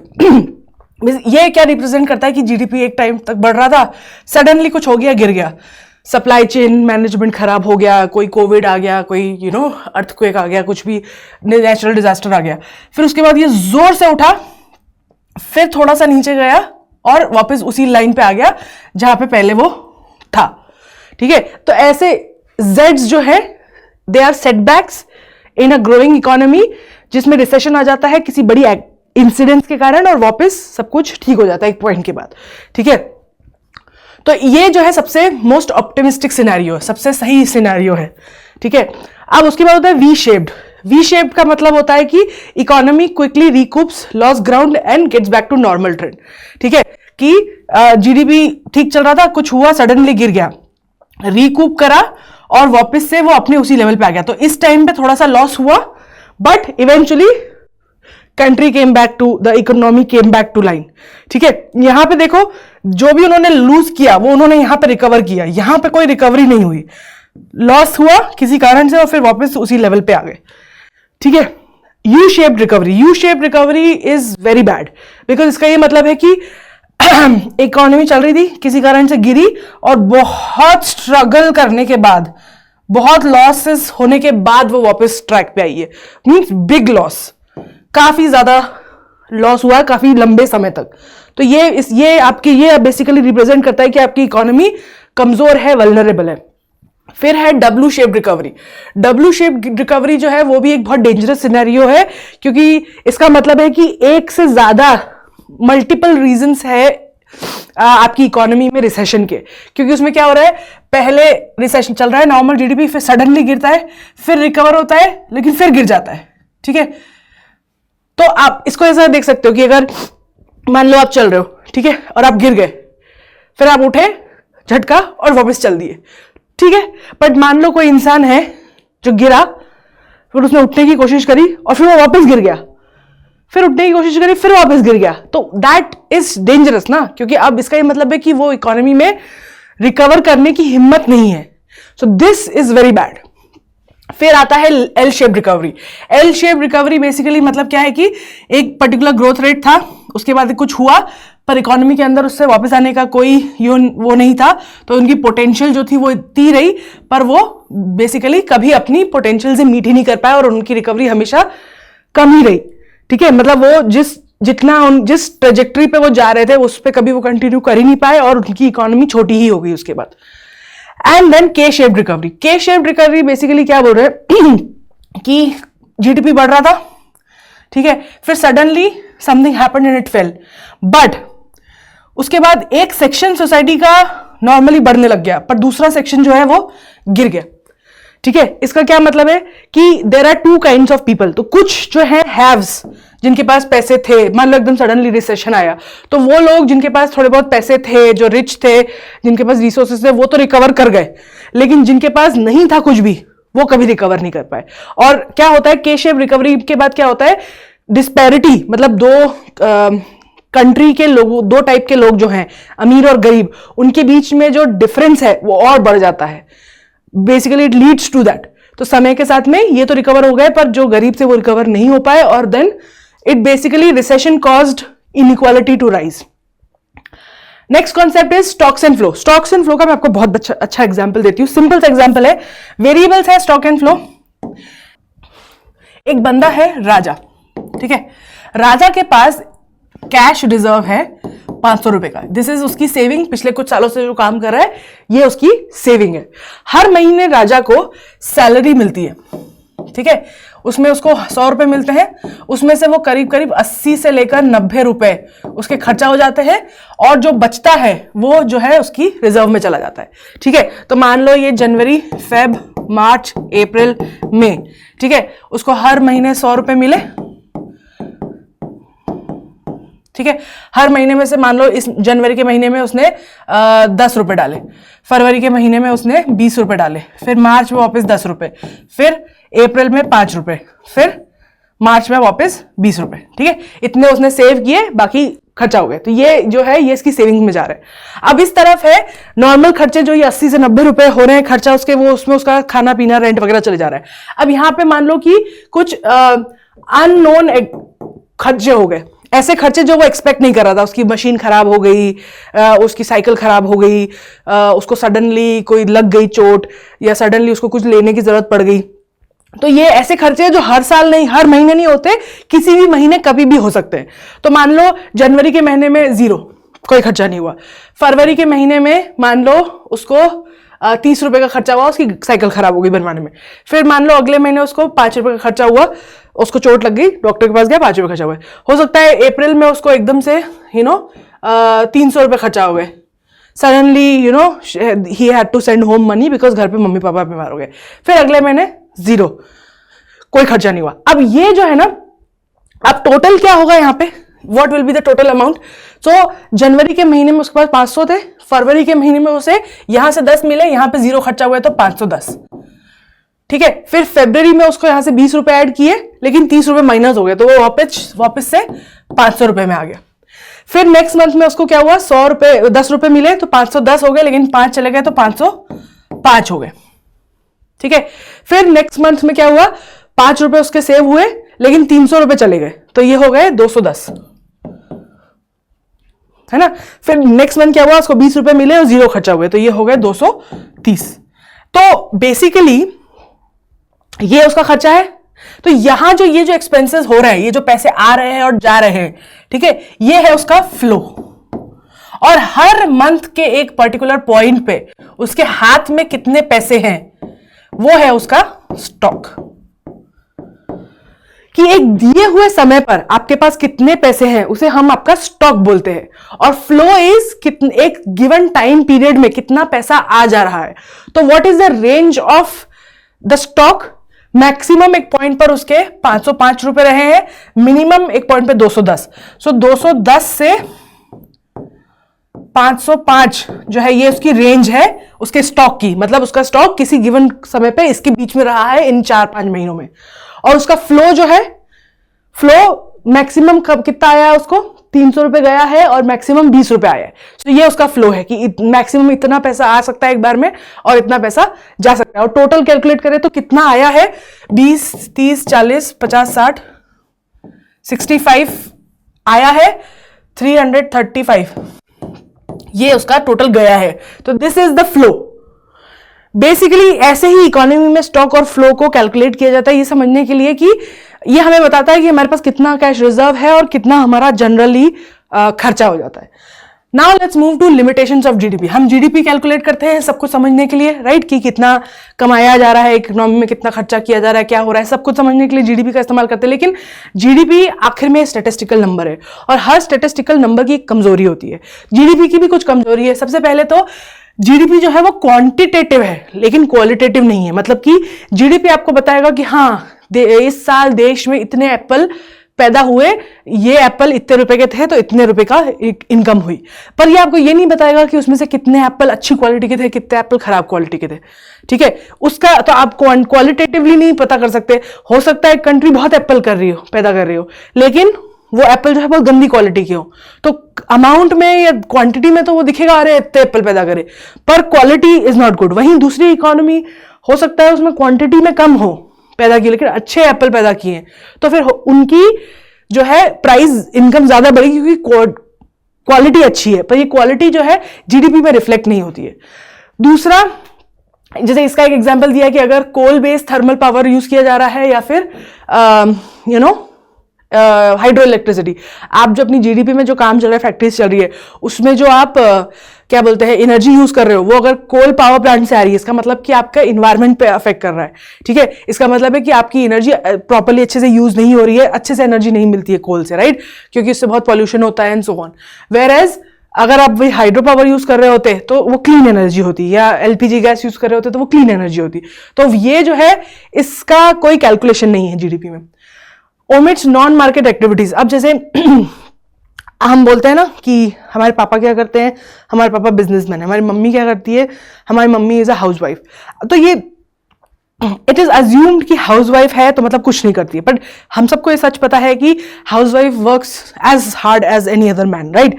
तो लेकिन ये एक्टिविटीज जो होती है ना, इनके पैसे नहीं दिए जाते क्योंकि पैसे एक्सचेंज नहीं होते, इसलिए इसमें जीडीपी में इसका कोई एंट्री नहीं होती है, ठीक है? एक mother to raise a child uses a lot of energy and labour, ठीक है? But then you do not count that labour. अगर यही लेबर किसी इंसान को आप पे कर रहे होते तो you would have counted, right? एक नैनी है तो नैनी की कमाई दिखती है, पर एक माँ वही काम करती है तो उसकी कमाई नहीं दिखती है। तो इस टाइप का जो वर्क है, डोमेस्टिक वर्क, ये नहीं कैलकुलेट किया जाता है। Neglect opportunity cost. Opportunity cost is basically कि क्या हमने देखा अपॉर्चुनिटी कॉस्ट इज कि अगर आप एक डिसीजन लेते हैं तो उसके बदले में जो दूसरी चीज आप नहीं ले सकते उसकी कॉस्ट को अपॉर्चुनिटी कॉस्ट कहा जाता है। सो मान लो कि एक बच्चा है, वो स्कूल जाने बंद करके उसने अपने मम्मी पापा के फैक्ट्री में काम करना चालू कर दिया और मम्मी पापा को मदद करने लग गई। तो जो फैक्ट्री पहले 100 रुपए बनाती थी, 100 यूनिट्स बनाती थी किसी चीज की, वो अब 120 बनाने लग गई क्योंकि वो बच्चा ज्वाइन कर दिया। लेकिन क्योंकि उस बच्चे ने पढ़ाई छोड़ के और फैक्ट्री में ज्वाइन कर लिया, तो वो शायद बड़े होकर अगर पढ़ लिख लेता तो वो इसकी मेगा फैक्ट्री बनाता और ये 100-200 की जगह 5000 यूनिट्स की चीज बनाता अगर पढ़ लिखता। पर लेकिन उसने डिसाइड किया कि वो अपनी 12 साल की उम्र में अपने मम्मी पापा को ज्वाइन करेगा, इसलिए उसने ये 5000 वाली जो कॉस्ट है, वो अपॉर्चुनिटी कॉस्ट, वो छोड़ दी। और इस तरीके की अपॉर्चुनिटी कॉस्ट जो है जीडीपी नहीं रिफ्लेक्ट करता है कि क्या छोड़ दिया हमने फॉर राइट नाउ प्रॉफिट के लिए। उसके अलावा इनइक्वालिटी अगर है, जब भी हम पर कैपिटा इनकम वगैरह सब कैलकुलेट करते हैं ना, तो इट गिव्स अस कि हाँ भाई 100 लोग हैं, 10 जने हैं, तो हर एक इंसान को 10 रुपये मिल रहा है। बट रियलिटी ये है कि कुछ लोगों को 1 रुपया मिल रहा है, कुछ लोगों को 90 रुपये मिल रहे हैं। And this shows us, this does not sort of account for anything in GDP. GDP आपको ये नहीं बताएगा कि हाँ देखो इंडिया की जीडीपी तो इंक्रीज हो रही है, लेकिन आपको ये नहीं बताएगा कि कितने लोग और गरीब हो गए और कितने लोग हैं जो पहले अमीर थे और अब और अमीर हो गए। ये चीज नहीं दिखती है। तो वहीं इसी के पॉइंट ऑफ व्यू से आता है इकोनॉमिक ग्रोथ और इकोनॉमिक डेवलपमेंट। ग्रोथ और डेवलपमेंट को हम आम भाषा में इंटरचेंजेबली यूज करते हैं, ठीक है?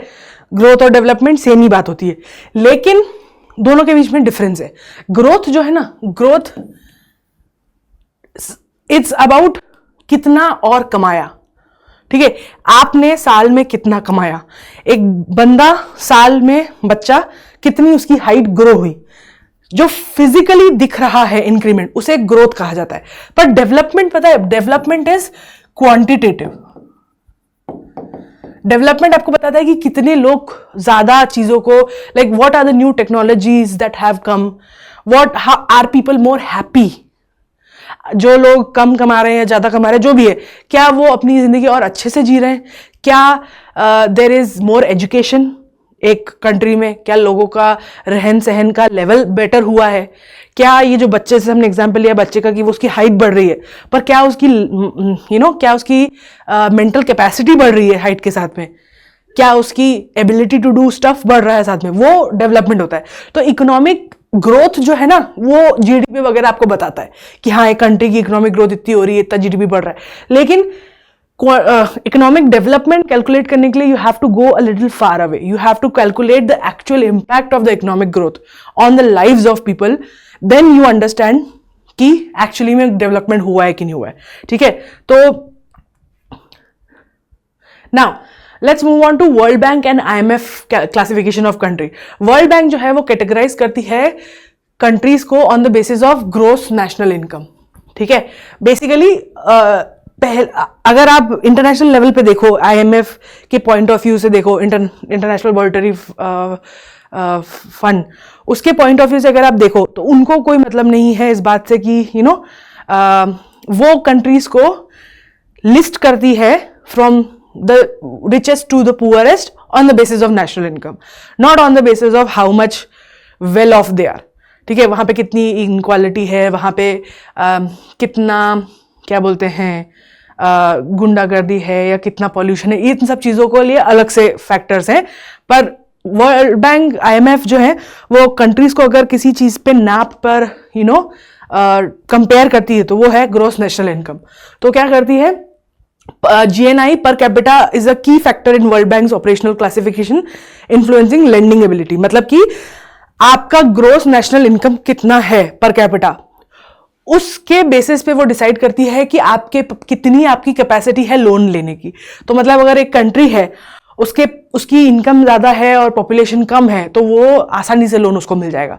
वहीं दूसरी कंट्री को अगर उसी लेवल का लोन चाहिए तो उसको ऑलमोस्ट 4-5 गुना इनकम करनी पड़ेगी क्योंकि उसकी पॉपुलेशन ज्यादा है. ठीक है, तो कितना इनकम है नेशनल और कितनी पॉपुलेशन है, इसके जो बेसिस है उस पर डिसाइड किया जाता है पर कैपिटा इनकम पर कि एक कंट्री को कितना लोन दिया जा सकता है. क्योंकि एक तरीके से जब बैंक भी आपको लोन देती है तो आपका क्रेडिट स्कोर देखती है ना, तो एक तरीके से वर्ल्ड बैंक जो है वो आपका क्रेडिट स्कोर आपके नेशनल इनकम पर बनाती है. The 2020 data provides current classification. High income, जिनका gross national income per capita $13,205 से ज्यादा है, वो हाई इनकम कंट्रीज है. जिनका 1,085 से कम है gross national income per capita, उन्हें लो इनकम कंट्रीज कहा जाता है. और फिर 4,000 से 13,000 के बीच में है तो वो अपर मिडिल इनकम है, और 4,000 से 1,000 के बीच में है तो वो लोअर मिडिल इनकम है. तो ये उन्होंने डिवीजन कर रखे कि ये जो है सबसे रिच कंट्री है, ये सबसे पुअर कंट्री है, और एवरीथिंग इन बिटवीन. और जहां आप इस स्केल पर आते हो उसी बेसिस पे आपको जज किया जाएगा एक इंटरनेशनल प्लेटफॉर्म पर. ठीक है, not on the basis of anything else. हो सकता है जैसे फॉर एग्जांपल एक सबसे अच्छा एग्जांपल दिया जाता है भूटान का या सऊदी अरेबिया का. सऊदी अरेबिया में there is a huge population of foreigners, क्योंकि वहां पे जो उनकी नेटिव पॉपुलेशन वो काम नहीं करती, वहाँ बहुत सारे बाहर से लोग आते हैं. तो जो डिस्पैरिटी है उन लोगों में और जो वहाँ के रहने वाले सऊदी के जो एक्चुअल लोग हैं उनमें बहुत डिस्पैरिटी है. ठीक है, तो वो लेकिन नहीं दिखती है. और उसके अलावा वहाँ पे जैसे women do not work, don't have right to drive cars, don't have a lot of rights, तो वो सब डजेंट मैटर बिकॉज उनकी इनकम बहुत ज़्यादा है, इसलिए वो हाई इनकम कंट्री है. डजेंट मैटर उसके अंदर क्या हो रहा है. वहीं भूटान को देखो, Bhutan might not be very high but वो हैप्पीनेस इंडेक्स यूज करते हैं, जिसमें वो बेसिकली कोशिश करते हैं कि उन्हें कोई मतलब नहीं कितने लोग पढ़े लिखे हैं, लोग कितना कमा रहे हैं, क्या उन्हें ये मतलब है कि क्या लोग अच्छी जिंदगी जी पा रहे हैं, क्या उन्हें प्योर हवा, पानी और अपने रहने की अच्छी जगह मिल पा रही है, नहीं, ये उनकी प्रायोरिटी है. तो from international point of view Bhutan is a very गरीब कंट्री, बट अगर वहां के लोगों की बात करी जाए तो उनको लगता है कि वो बहुत अच्छे जी रहे हैं. ठीक है, तो this is how they work. India falls in the lower middle. India कहाँ लोअर मिडिल में आता है क्योंकि हमारा GNI पर कैपिटा कुछ $2,500 के आसपास है on nominal exchange rate. Considering the PPP exchange rate, India's GNI पर कैपिटा इज एक्चुअली 9,000. ठीक है, मतलब अगर हम परचेसिंग पावर पैरिटी के हिसाब से बात करें, मतलब कि इवन दो हमारी income actually national income, gross national income per capita is $2,500, लेकिन उसी हम US डॉलर से कंपेयर करें तो वो 9,000 है, क्योंकि हमारे यहाँ जो चीज 2,500 में मिल जाती है, ठीक है, जो चीज US में 9,000 की मिलती है वो हमारे यहाँ 2,500 की मिल जाती है बेसिकली. ठीक है, तो क्योंकि हमारे यहाँ कॉस्ट ऑफ लिविंग बहुत कम है. World Economic Outlook WEO by IMF divides the world into 2 groups, advance economies and emerging and markets. ठीक है, जो बेसिकली एडवांस इकोनॉमीज वो होती है जो एक लेवल तक पहुंच चुकी है कि एडवांस इकोनॉमी का GDP जो है ना वो इतना फटाक से इंक्रीज नहीं होता है. अगर आप एक्चुअली नंबर्स देखोगे तो आप बोलोगे अरे एडवांस इकोनॉमी तो 1% 2% GDP से बढ़ रही है, पर लेकिन because they are already big तो वो 1% 2% भी बहुत ज्यादा होता है because it's a percentage. Whereas जो इमर्जिंग और डेवलपिंग इकोनॉमीज होती है ना उनमें GDP ज्यादा दिखता है पर टोटल कॉस्ट कम है तो वो परसेंटेज वाइज कम होता है. पर डेवलपिंग कंट्रीज में, इमर्जिंग और डेवलपिंग में ये है कि ये अब होना चालू हो रही है इमर्जिंग मार्केट. ठीक है, और डेवलपिंग इकोनॉमीज वो होती हैं जो कई सालों से इंक्रीजिंग GDP दिखा रही है. Classification relies on 3 criteria: per capita income using PPP exchange rate, ठीक है, not how much they are actually earning but how much cost of living मिला के. तो 3 बेसिस पर डिसाइड होता है. एक्सपोर्ट डाइवर्सिफिकेशन, वो कितना एक्सपोर्ट करती हैं. डाइवर्सिफिकेशन मतलब जैसे UAE है तो वो तो सिर्फ तेल बेचती है, राइट, तो वो नहीं कंसिडर होगा. कितना अलग अलग चीजें बेचते हैं वो diversification. Degree of integration in the global financial system. ठीक है, जैसे जो कंट्रीज है नॉर्थ कोरिया हो गया, ये कंट्रीज इतनी ज्यादा इंटीग्रेटेड नहीं है नेशनल प्लेटफॉर्म पर, तो इन्हें कम वैल्यू दी जाती है. तो इन तीनों बेसिस पर डिसाइड होता है कि एक कंट्री कितनी ज़्यादा किस लेवल पे आती है वर्ल्ड इकोनॉमिक आउटलुक में, ठीक है। तो जितना ज़्यादा उनका पीपीपी रेट के हिसाब से जितना ज़्यादा उनका पर कैपिटा इनकम ज़्यादा होगा, उतनी ही वो डेवलप्ड या एडवांस कही जाएंगी। जितना ज़्यादा उनका एक्सपोर्ट डाइवर्सिफाई होगा, जितने ज़्यादा तरीके की चीज़ें वो बेचेंगे, उतना ही वो जो है कहे जाएंगे कि दे आर मोर एडवांस और डेवलपिंग। एंड कितना ज़्यादा वो इंटीग्रेटेड है, मतलब कितनी ईजिली उनकी करेंसी एक्सचेंजेबल है इंटरनेशनल मार्केट में, या कितनी ज़्यादा इजीली दूसरी दुनिया उनके मार्केट में घुस सकती है, इस बेसिस पर ये डिसाइड किया जाता है। नाउ दैट वी अंडरस्टैंड कि इन्फ्लेशन कैसा दिखता है, कैसे कैलकुलेट होता है और किस तरीके का होता है, अब जब हम इन्फ्लेशन के बारे में पढ़ेंगे, उसके बेसिक्स पढ़ेंगे, तो you will be able to understand them fast and we'll move through the concept very quickly. So let's start. होता क्या है inflation?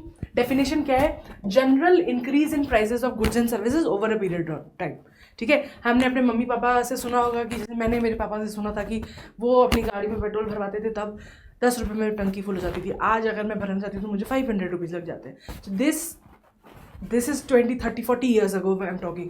So this is general increment जो होता ही है। तो समय के साथ चीज़ों का, सेवाओं का प्राइस जो है वो बढ़ता है, उसे इन्फ्लेशन कहा जाता है, ठीक है। As inflation goes up, purchasing power of money goes down, ठीक है।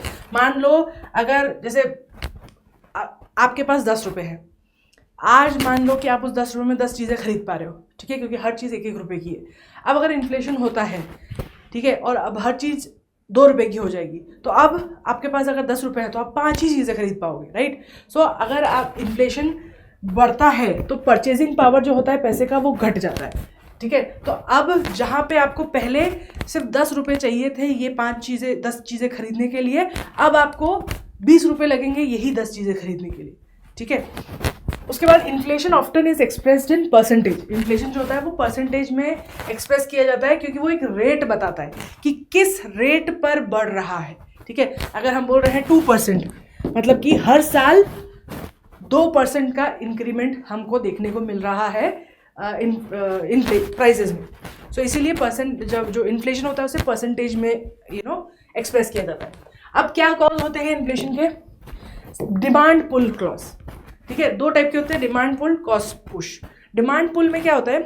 किसी भी कारण से अगर किसी भी गुड या सर्विस की डिमांड बढ़ जाती है तो उसकी जो है कॉस्ट बढ़ जाती है, क्योंकि people want more of it. So supply कम है और लोगों को ज़्यादा चाहिए तो उसकी कॉस्ट लोग बढ़ा देते हैं, एंड दैट कॉजेज इन्फ्लेशन। तो अगर किसी कारण से मान लो किसी गुड या सर्विस की एकदम से डिमांड बढ़ जाए, या सडनली मान लो कि लोगों के पास ज़्यादा पैसा है खर्चा करने के लिए, कंज्यूमर के पास ज़्यादा डिस्पोजेबल इनकम है, तो दैट मीन्स वो लोग और चीज़ें डिमांड करेंगे। अगर वो चीज़ें डिमांड करेंगे ज़्यादा तो प्राइस इंक्रीज होगा, क्योंकि सप्लाई लिमिटेड है। एंड गवर्नमेंट स्पेंडिंग, अगर गवर्नमेंट क्या करती है जब उनको पैसा खर्चा करना हो, जब उनको कुछ भी चाहिए होता है तो वो पैसा प्रिंट करवाती है और उसको खर्चा करती है, राइट। तो दैट मीन्स वो और पैसा इकोनॉमी में सर्कुलेट करने के लिए दे रही है जब पैसा खर्चा करती है, राइट। तो अगर गवर्नमेंट अपनी स्पेंडिंग बढ़ा देता है, दैट मीन्स इकोनॉमी में ज़्यादा पैसा है, मीन्स लोगों के पास ज़्यादा पैसा होगा खर्चा करने के लिए, and hence there will be increase in demand, hence there will be increase in cost causing inflation. तो 3 ये हो गए डिमांड पुल इन्फ्लेशन। उसके बाद है कॉस्ट पुश इन्फ्लेशन, ठीक है, कि अगर किसी कारण से भी चीज़ों को, गुड्स और सर्विसेज को प्रोड्यूस करने की जो कॉस्ट है वो बढ़ती है तो उसके कारण प्राइसेस बढ़ते हैं और हेंस इट कॉजेज इन्फ्लेशन, ठीक है। तो हो सकता है कि मान लो जिन चीज़ों से जैसे वेजेस बढ़ जाए या फिर मटेरियल, रॉ मटेरियल है वो, अब एक इसका बहुत अच्छा एग्जाम्पल है, the main reason why petrol was cheaper earlier because उसकी इतनी डिमांड नहीं थी। फिर और हमें लगता था कि अरे हमारे पास तो बहुत है, बट अब जब हम रियलाइज़ कर रहे हैं कि हमारे पास में भी इतना फॉसिल फ्यूल नहीं है और हम बहुत ज़्यादा फॉसिल फ्यूल डिप्लीट कर चुके हैं, ठीक है, और अब हमारे पास लिमिटेड अमाउंट बचा है, तो देन उसकी कॉस्ट बढ़ जाती है। क्यों? क्योंकि अब उसकी क्वांटिटी इतनी नहीं है। This again reason, because of that it causes its price to increase and hence inflation बढ़ता है। सप्लाई स्टॉक, अगर किसी भी कारण से सप्लाई में डिस्ट्रप्शन आता है, मान लो कि कोई बीमारी फैल गई पौधों में और पूरी फसल ख़राब हो गई, या जैसे अभी वो नहीं हुआ था सुएज कनाल में एक 5 दिन के लिए वो शिप अटक गई थी तो सप्लाई चेन पूरा डिस्टर्ब हो गया था, या मान लो कोई कंट्री वॉर पे चली जाती है तो उनके बाकी सारी चीज़ें जो एक्टिविटीज़ है वो रद्द हो जाती है, और या कोई अर्थक्वेक, सुनामी, किसी भी तरीके का नेचुरल डिजास्टर आता है, तो उसमें एकदम सडनली जब किसी भी गुड का सप्लाई कम हो जाता है तो उसकी प्राइस बढ़ जाती है and it causes inflation. And demand remains constant but prices में rise due to limited availability of goods. ठीक है, हो सकता है कि किसी चीज़ की डिमांड ना बढ़ी, लेकिन डिमांड अभी भी उतनी ही है, लेकिन उसकी क्वांटिटी कम होती जा रही है, इसलिए उसकी कॉस्ट बढ़ती जा रही है, कॉजिंग इन्फ्लेशन। अब बिल्ड इन इन्फ्लेशन क्या होता है? बिल्ड इन इन्फ्लेशन और called wage price inflation. Basically जैसा मैंने आपको बताया, मान लो आप आज 10 रुपये कमा रहे हो, आप हर चीज़ 1-1 रुपये की मिलती है, आप 10 चीज़ें खरीद पा रहे हो, ये 10 चीज़ें आपको जीने के लिए चाहिए, आपका बढ़िया चल रहा है। मान लो अब ये चीज़ें 1 रुपये की नहीं 2 रुपये की हो गई, तो अब आपके पास 10 रुपये हैं और 10 चीज़ें खरीदने की, पर हर चीज़ 2 रुपये की, तो अब आपको चूज़ करना पड़ेगा कि इनमें से मैं कौन सी 5 चीज़ें खरीदूँ। ठीक है, और फिर आप बोलोगे कि अच्छा इन 5 चीज़ों में मेरा गुजारा नहीं हो रहा है, तो मुझे अब 10 रुपये और कमाने पड़ेंगे। ठीक है, तो आप क्या करोगे? You will go to your employer और उसको बोलोगे कि देखो भाई 10 रुपये में तो अब नहीं कट रहा है, तो या तो आप मुझे और पैसे दो। जो आपको जिसने नौकरी दी है वो आपके 10 रुपये और बढ़ा देगा, अब वो आपको 20 रुपये दे रहा है, अब वो सिर्फ आपको ही 20 रुपये नहीं दे रहा, बाकी सबको भी इंक्रीज़ करके देगा, राइट। तो जो प्रोड्यूसर है उसकी कॉस्ट बढ़ गई, ठीक है, जो चीज़ प्रोड्यूस कर रहा है, तो मतलब अब ये कॉस्ट वो कहाँ से लाएगा? ऑफकोर्स जो वो चीज़ प्रोड्यूस कर रहा है उसको बढ़ाएगा। That means again it will impact the product and again चीज़ें और महंगी हो जाएगी। तो क्या होता है? स्लोली ऐसे चक्कर घूमता रहता है, और क्योंकि चीज़ें महंगी हो जाती है इसलिए लोगों को और पैसे की ज़रूरत पड़ती है, तो इसलिए वो वेजेस डिमांड करते हैं ज़्यादा, वो ज़्यादा वेजेस डिमांड करते हैं, तो उससे प्रोडक्शन कॉस्ट बढ़ जाती है, प्रोडक्शन कॉस्ट बढ़ जाती है, तो चीज़ों की कॉस्ट बढ़ जाती है, और ये साइकिल होता है। इसके लिए इन्फ्लेशन एक इकोनॉमी में हमेशा होता रहता है। Monetary factors. अब what are the monetary factors that create inflation? Excessive money supply. अगर गवर्नमेंट बहुत ज़्यादा पैसा, किसी ने मुझसे एक सवाल पूछा था लास्ट 2-3 क्लास में पूछा था ये कि मैम गवर्नमेंट के पास जब इतना पैसा है तो गवर्नमेंट मतलब जितना भी पैसा प्रिंट कर सकती है, उनके पास तो प्रिंट करने की मशीन है, राइट, तो फिर गवर्नमेंट के पास कमी क्यों होती है पैसे की, right? Why certain governments poor? Well that's because अगर गवर्नमेंट को जब भी पैसे की जरूरत होती है वो पैसे प्रिंट करते हैं। अगर वो बेइंतहा बिना रुके बिना सोचे समझे प्रिंट करने लग जाएंगे, तो इसका मतलब है कि वो बहुत सारे पैसे इकोनॉमी में फ्लो कर देंगे, ठीक है, तो उससे उन पैसों की वैल्यू गिर जाएगी, राइट। मतलब क्योंकि डिमांड तो उतनी ही है, सप्लाई भी लिमिटेड ही है, लेकिन अब आपके पास पैसे बहुत है, लेकिन पैसे खरीदने के लिए आपके पास, मान लो पहले आप 10 रुपये कमाते थे, अब आप 1000 रुपये कमा रहे हो, लेकिन आपको फिर भी वही 10 चीज़ें चाहिए। और क्योंकि लोग आपके पास और सबके पास 1000 रुपये हैं, पर बेचने वाले के पास सामान बहुत लिमिटेड है, तो वो क्या करेगा? वो अब उसकी प्राइस बढ़ा देगा, तो जो चीज़ आपको 1 रुपये में मिल रही थी वो अब आपको 100 रुपये में मिलेगी, ठीक है। तो the reason why government does not print money unnecessarily कि जितना मर्जी उतना प्रिंट कर दो, इज़ बिकॉज अगर बहुत ज़्यादा प्रिंट करेगी तो इट विल कॉज इन्फ्लेशन, और इन्फ्लेशन अगर बढ़ता है तो परचेजिंग पावर कम होती है, मीन्स लोगों के पास कम पैसा होगा, या उनके पास जो पैसा होगा वो इनफ नहीं होगा चीज़ें खरीदने के लिए, और उससे गरीबी बढ़ती है। ये रीज़न है कि गवर्नमेंट प्रिंट नहीं करती है। सो अगर गवर्नमेंट सेंट्रल बैंक से प्रिंट कराती जाए बहुत सारी मनी, तो क्या होगा? मनी सप्लाई बढ़ जाएगा, और उसके बाद गुड्स और उसका सप्लाई और सर्विसेज लिमिटेड रहेंगे, तो फिर परचेजिंग पावर जो है, प्राइस राइज हो जाएगा, परचेजिंग पावर कम हो जाएगा। In reality inflation is often influence by combination of this factors. In real life किसी एक कारण से इन्फ्लेशन नहीं होता है, थोड़ा थोड़ा कॉन्ट्रीब्यूशन सब एस्पेक्ट से होता है। कुछ गुड्स में सप्लाई ज़्यादा होता है, डिमांड कम होता है, कि इसमें डिमांड ज़्यादा होता है, सप्लाई कम होता है, ऐसे करते करते हर कॉम्बिनेशन होता है। और कुछ चीज़ें हैं जो हमेशा महंगी होती ही रहती है, because that's their nature, right. कुछ चीज़ें आर्टिफिशियली महंगी की जाती है, जैसे डायमंड। तो एक कंट्री में कितना इन्फ्लेशन हो रहा है वो डिपेंड करता है बहुत सारे फैक्टर्स पर, ठीक है। सडन चेंज आप बोल सकते हो कि किसी एक फैक्टर के कारण हुआ है, पर जनरल ऑब्जर्वेशन ये रहा है कि थोड़ा थोड़ा जो चेंज होता है वो सब फैक्टर्स मिला के होता है। अब कितने टाइप के इन्फ्लेशन होते हैं? एक होता है low inflation. Low inflation as the word said means जब 1% या 2% सिंगल डिजिट्स में इन्फ्लेशन अगर हो रहा है तो उसे हम लो इन्फ्लेशन बोलते हैं। यूजुअली ये जो है बहुत प्रिडिक्टेबल क्या बोलते हैं, सॉरी, यूजुअली लो इन्फ्लेशन जो होता है ना वो प्रिडिक्टेबल होता है, मतलब कि इतना तो हर साल होता ही, हमें पता है चीज़ें थोड़ी तो महंगी होगी ही, ठीक है, इसीलिए इसको प्रिडिक्टेबल भी कहा जाता है। इन कॉन्ट्रास्ट अगर इन्फ्लेशन फास्ट हो रहा है तो वो अनप्रिडिक्टेबल होता है, ठीक है। Low inflation unfolds over an extended time frame, low inflation जो है वो लंबे समय में होता है, ठीक है, हर साल 1% ऐसे करके बढ़ तो जाएगा। अगर आप लास्ट 100 ईयर्स का इन्फ्लेशन देखेंगे तो it's huge, but it happen slowly, तो इतना हमें फर्क नहीं पड़ा। It also refers to as creeping inflation, उसे हम क्रीपिंग इन्फ्लेशन भी कहते हैं। दूसरा है वॉकिंग और ट्रॉटिंग, ठीक है। Basically this is when the inflation rate is between 3 to 7% but below 10, मतलब इन्फ्लेशन हो रहा है पर 10% के अंदर है। इस टाइप का इन्फ्लेशन ना कुछ सिचुएशंस में बुरा नहीं माना जाता, it's good amount of inflation, but it's still manageable, ठीक है। धीरे धीरे बढ़ रहा, एकदम धीरे नहीं बढ़ रहा है, थोड़ा सा वो it's what do you call it, walking or trotting, but it's still manageable, ठीक है। And it is also sometimes the term walking or trotting implies the pace is not too slow, एकदम स्लो नहीं है but बहुत fast भी नहीं है। It suggest कि it is controlled and steady increase, okay, और in general price level allowing a certain degree of economic stability. तो अगर आपका इन्फ्लेशन वॉकिंग या ट्रॉटिंग है तो इसका ये मतलब है कि इकोनॉमी में इश्यूज तो है बट देर इज स्टेबिलिटी। एक स्टेबल इकोनॉमी में भी इतना इन्फ्लेशन हो सकता है।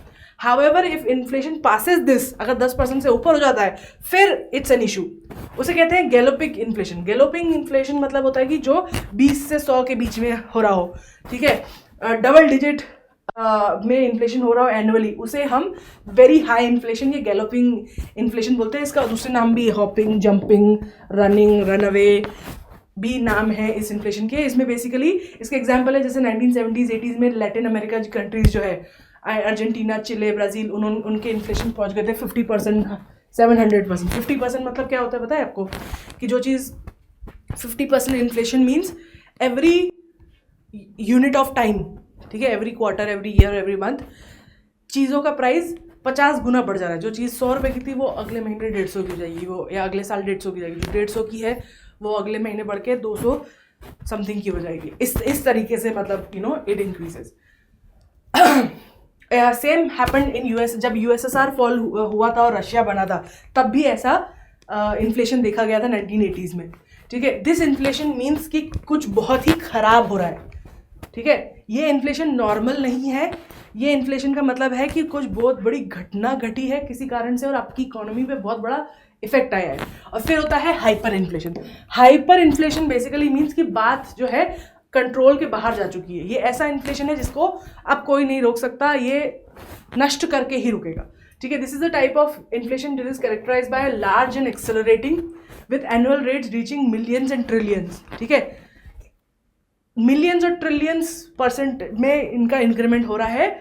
और notable example is Germany after 1920, world war 1 के बाद जो जर्मनी में हुआ था वो हाइपर इन्फ्लेशन था, when prices became 36 billion times higher, 36 billion times, ठीक है। मतलब अगर कोई चीज़ 1 रुपये की मिल रही है तो वो आप 36 बिलियंस की मिल रही है। That's what we are talking about. Venezuela में हमने देखा होगा, अगर आपने इंटरनेट पे कभी भी कोई मीम्स वगैरह देखे होंगे तो कई बार देखा होगा, वेनेजुएला में लोग ब्रेड लेने जा रहे हैं ना तो हाथ गाड़ी में भर के इतने सारे कैश लेके जा रहे हैं। वो उसमें भी ऐसे 10-10 रुपये के कैश नहीं है, वो हज़ार लाख रुपए की नोट हैं, बट कोई वैल्यू नहीं है उनकी, क्योंकि bread is the cost of मतलब $3 मिलियन की एक ब्रेड का पीस मिलता है, ठीक है। मतलब करेंसी की कोई वैल्यू ही नहीं रही है, ठीक है। एंड वेनेजुएला में एक्सीडेड 53 मिलियन बाय 2019।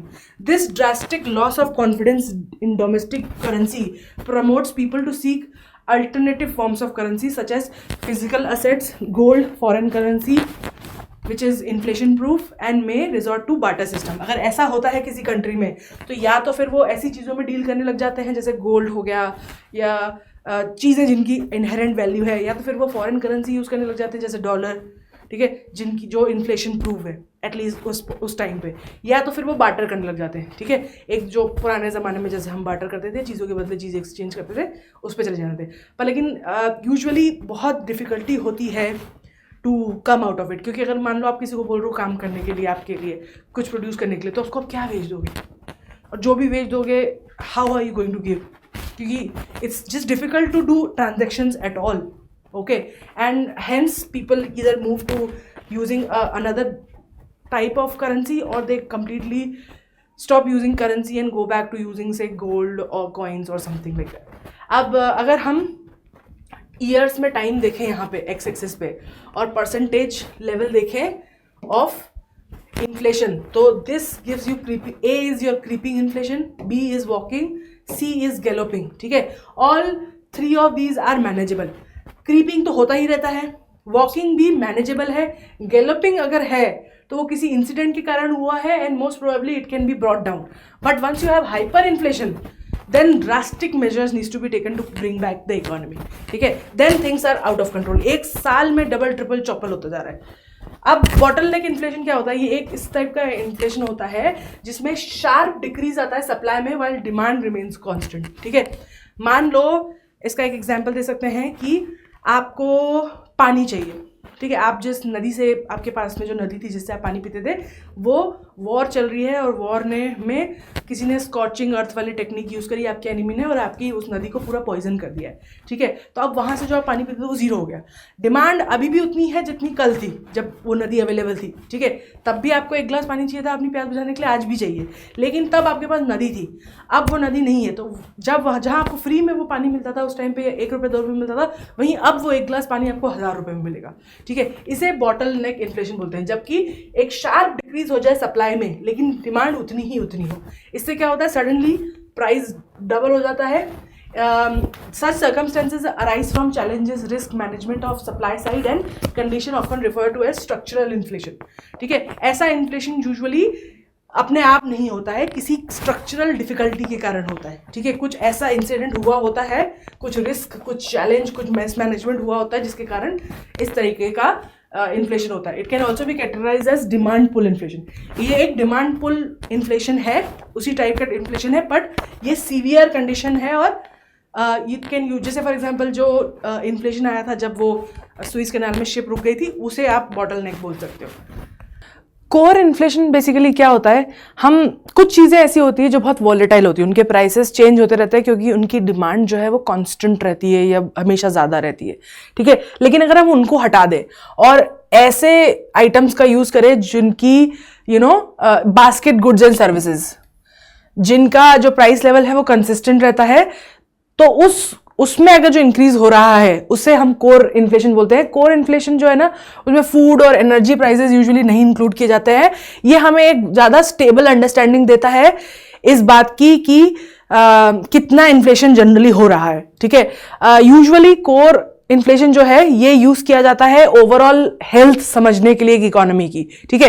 क्योंकि कुछ चीज़ें तो बहुत ज़्यादा फ्लक्चुएट हो ही सकती है डिपेंडिंग ऑन, क्योंकि ना इन चीज़ों का पता नहीं होता है कब कट जाए, राइट। किसी भी साल फसल खराब हो सकती है, किसी भी साल हो सकता है किसी कंट्री से झगड़ा हो जाए और वहाँ से आपका एनर्जी आना बंद हो जाए, डैम से जिससे आप एनर्जी ले रहे थे वो किसी कारण से ठप हो जाए। तो ये चीज़ें थोड़ी ज़्यादा वॉलेटाइल होती है।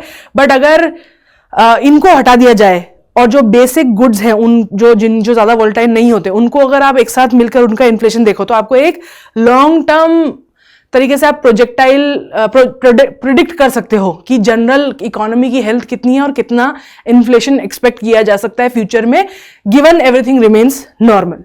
Okay, so this is bottleneck and core inflation. Now let's understand कि इन्फ्लेशन ठीक कैसे किया जाता है। What are the measures that can be taken to fix inflation. तो 4 तरीके के होते हैं। सबसे पहला है सप्लाई साइड, ठीक है। अगर सप्लाई में शॉर्ट आ रही है तो बाहर से इंपोर्ट कर लो, इंपोर्ट ड्यूटीज रिड्यूस कर दो, इंक्रीज कर दो एक्सपोर्ट ड्यूटीज, इंपोर्ट और एक्सपोर्ट का जो लाइसेंस मैनेजमेंट है उसको इजी कर दो, as long as these term measure go for increasing production. अगर हो सके तो प्रोडक्शन इंक्रीज करने की कैपेसिटी करो। ये सब आप करोगे तो क्या होगा, सप्लाई के बराबर में, डिमांड के बराबर में सप्लाई आएगा तो प्राइस इंक्रीज नहीं होगा, तो इन्फ्लेशन नहीं होगा। दूसरा है cost side measures, cutting down on production excise duty custom cut, ठीक है। इस तरीके की ड्यूटीज जो गवर्नमेंट प्रोडक्शन और पे देती है उसको कट करो। उसके बाद बेटर टेक्नोलॉजी का इनोवेशन करो, यूज करो, ताकि उसी पैसे में ज़्यादा पैसा कम, उसी लिमिटेड रिसोर्सेज में ज़्यादा प्रोडक्शन आप कर सको। इनकम लोगों की इंक्रीज करो।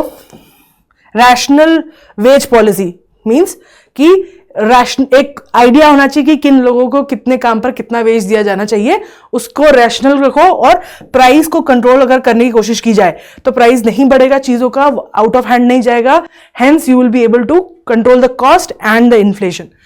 Third is monetary measures. Monetary measures is basically जो आरबीआई और गवर्नमेंट मिलकर, monetary and fiscal measures basically एक तरीके से बोल सकते हो एक आर्टिफिशियल तरीके से बैंक रेट, इंटरेस्ट रेट या कितना पैसा है इकोनॉमी में उसको चेंज करके जो इन्फ्लेशन कम किया जा सकता है, उन मेजर्स को बोलते हैं monetary and fiscal measure. Credit control, ठीक है, कितना ज्यादा लोग क्रेडिट ले सकते हैं, पैसा ले सकते हैं, क्योंकि अगर लोग ज्यादा क्रेडिट पे पैसा ले सकते हैं मतलब इकोनॉमी में ज्यादा पैसा होगा, मतलब डिमांड बढ़ेगी, मतलब प्राइस बढ़ेगा, मतलब इन्फ्लेशन बढ़ेगा। तो अगर आप क्रेडिट कंट्रोल कर लो तो आप इन्फ्लेशन कंट्रोल कर पाओगे। मनी को डिमोनेटाइज कर दो, मनी सप्लाई को कम कर दो using bank rate, CRR, repos rate. Long term में आप क्या करो, production increase production and dismantle supply side bottleneck. अगर कोई बॉटलनेक है तो उनको खत्म करो और प्रोडक्शन को बढ़ाने की कोशिश करो। उसके बाद फिस्कल मेथड क्या होते हैं, जो अननेसेसरी एक्सपेंडिचर है, ठीक है, जो ब्यूटिफिकेशन या दिखावे के लिए किए जाते हैं, उनको कम करो। इनडायरेक्ट टैक्सेस जो है उनको इंक्रीज करो, डायरेक्ट टैक्सेस को इंक्रीज करो, इनडायरेक्ट टैक्सेस को कम करो। टारगेट सरप्लस बजट, कोशिश करो कि आपका बजट ज्यादा हो, हमेशा सरप्लस हो, मतलब कि जितना एक कंट्री कमा रही है और जितना वो खर्चा कर रही है उसमें जो है सरप्लस हो, तो वो पैसे then can be use to ease the inflation. Ordering RBI to issue inflation index bonds, basically ये स्पेशल बॉन्ड्स होती है जो RBI इशू करता है to control inflation. Sovereign gold bonds, ठीक है, several commodities like stock limit, minimum export price, ये सब बेसिकली गवर्नमेंट जो है अपने रूल्स को चेंज कर सकती है कि कितनी चीजें इंपोर्ट होगी, एक्सपोर्ट होगी और कितना हम स्टॉक रख सकते हैं। इन चीजों को गवर्नमेंट रेगुलेट करती है कुछ, तो उनको रेगुलेट करके जो है इन्फ्लेशन कम कर सकती है। FCI's open market scale scheme, ठीक है, और offering high MSP market selling price to farmers to increase cultivation, ठीक है, मतलब कि इस तरीके के काम बेसिकली जिससे कि आप प्रोडक्शन बढ़ा सको। तो भाई आपने लोगों को जो है, अगर आप चाहते हो कि किसी पर्टिकुलर चीज की डिमांड बहुत ज्यादा है और उतना सप्लाई नहीं है इसलिए प्राइस बढ़ रहा है, इन्फ्लेशन बढ़ रहा है, तो अगर आप फार्मर्स को बेसिकली एक लॉलीपॉप दो which is higher MSP price की, please do this, will give you more money, तो उसमें आकर वो लोग ये चीज उगाएंगे and then hence it will cause the prices to go down and hence controlling the inflation. So this is basically all the measures that the government can use to control inflation.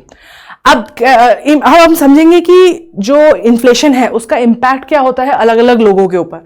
सो जो lender और borrower है, वो लोग जो पैसे देते हैं किराए उधार पर, और उधार पर नहीं, किराए पर, एक तरीके से क्या बोलते हैं उसको, इंटरेस्ट को क्या बोलते हैं हिंदी में, ब्याज पर, sorry.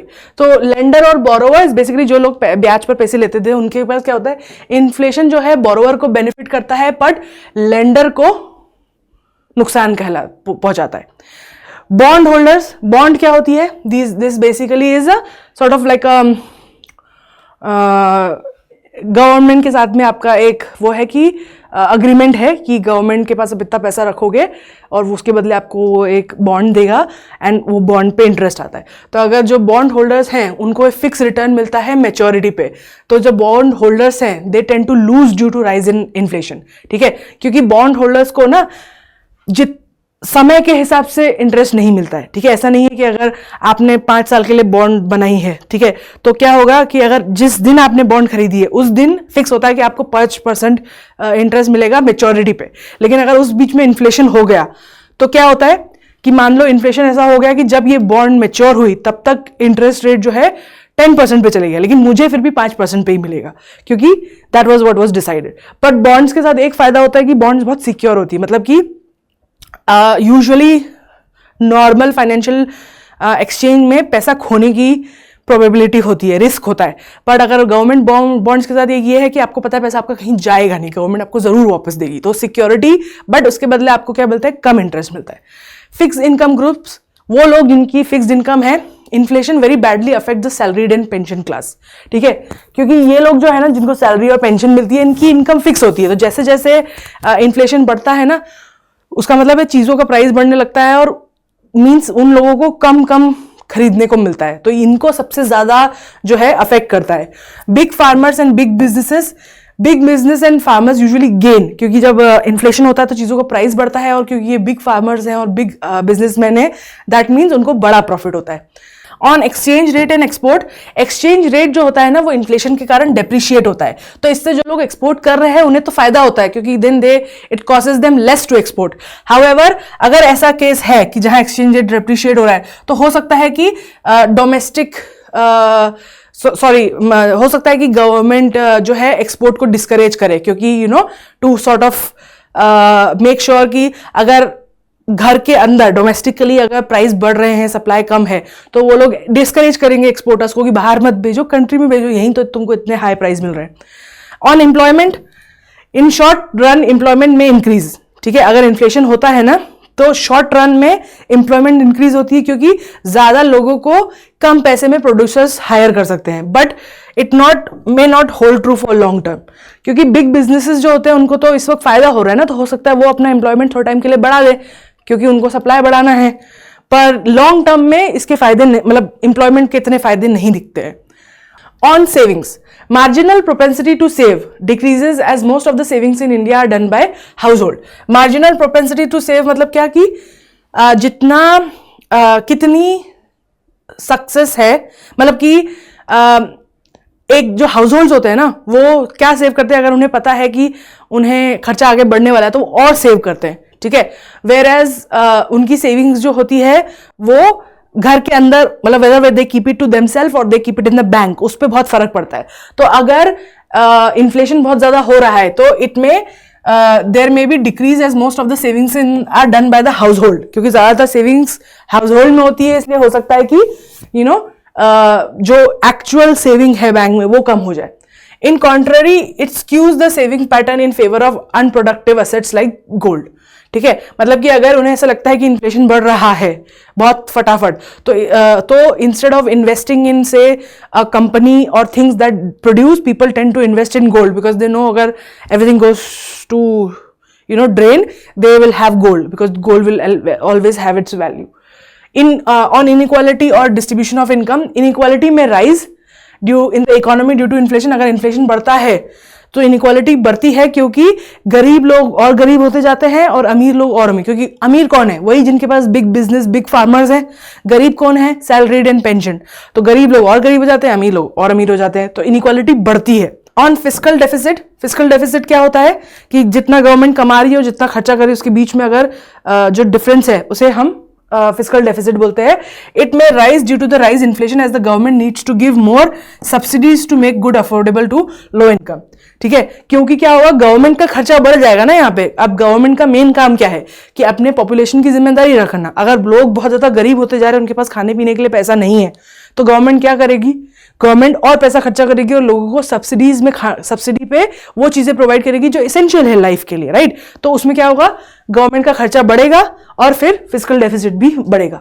On marginalised classes, according to AADB, 1% food inflation leads to 0.3% increase in both infant and child mortality rate and 0.5% increase in undernourishment, ठीक है।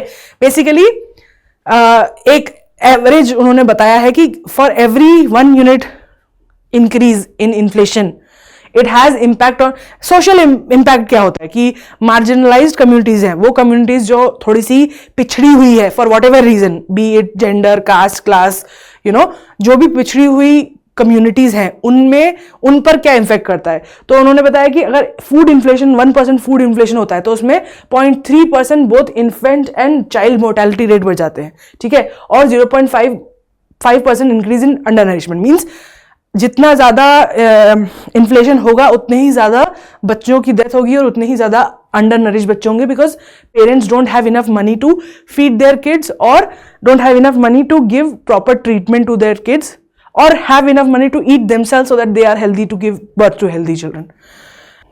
Now let's understand what is inflation tax. It's not like normal tax. It's not direct or indirect tax that we pay to the government. Rather, it's a cost of holding on to the currency during the period of high inflation. जब बहुत high inflation चल रहा हो और लोग currency को पकड़ के रखते हैं, खर्चा नहीं करते, सेव करके रखते हैं, उसके कारण जो उन्हें लॉस होता है उसे हम इन्फ्लेशन टैक्स बोलते हैं। ये जो है ये अनकन्वेंशनल टैक्स है और ये तब होता है जब गवर्नमेंट इन्फ्लेशन को कंट्रोल करने के लिए मनी सप्लाई को मैनिपुलेट करती है by diminishing the value of existing money, जो मनी है उसकी वैल्यू कम कर देती है, तो आपके हाथ में जो वैल्यू है, जो पैसा है उसकी वैल्यू कम हो जाती है। आपको लगता था कि आपने 10 रुपए संभाल के रखे हैं तो आप उस 10 रुपए से मान लो अगला महीना चला सकते हो, लेकिन क्योंकि गवर्नमेंट ने मनी सप्लाई में उंगली करी है तो अब उसकी वैल्यू कम हो गई, तो that means you will not be able to survive the next month with this 10 rupees and penalizing the holders. Basically it sort of punishes the people who are holding the money because उनकी value उनके हाथ में रहते रहते गिरती जाती है। Government action जो होते हैं ना, जैसे इंक्रीजिंग मनी सप्लाई इन या फिर इंक्रीजिंग इंटरेस्ट रेट, इससे इन्फ्लेशन बढ़ता है। In case of inflation tax, drawbacks emerge due to the hidden tax. It's a hidden tax effect of inflation, जिसके कारण असेट्स की वैल्यू कम हो जाती है, क्योंकि गवर्नमेंट जो है आपके पास रखे हुए पैसों को आप यूज नहीं करना चाह रहे, उस पर गवर्नमेंट जो है आपको पीनलाइज करती है, तो उसके कारण व्हाट हैपेंस इज जो असेट्स लोगों के पास है उनकी वैल्यू गिर जाती है, because people want, the government want you to spend that money, क्योंकि इन्फ्लेशन हो रहा है और गवर्नमेंट चाहती है कि सर्कुलेशन में और पैसा जाए। पर ऑफकोर्स लोग क्या करते हैं, जब उनके पास जब उनको इन्फ्लेशन के ट्रेंड्स दिखते हैं बढ़ते हुए, तो वो और पैसा अपने पास जमा करने की कोशिश करते हैं ताकि उनके बुरे वक्त में उन्हें समय मिले। इन्फ्लेशन प्रीमियम क्या होता है? कुछ लोगों को इन्फ्लेशन के बढ़ने से फायदा होता है। कौन है वो? बोरोवर्स, क्योंकि उन्होंने जो चीज करने के लिए पैसा बोरो किया है, अब उनके पैसे की वैल्यू कम हो गई है, तो means they can get the same work done in less money, so they have more money. Plus interest rate गिर जाते हैं तो now they have to give less interest rate. तो कुछ लोगों को फायदा होता है, बोरोवर्स जो होते हैं उनको गेन होता है जब इन्फ्लेशन जो है बढ़ता है, तो इसे इन्फ्लेशन प्रीमियम कहा जाता है।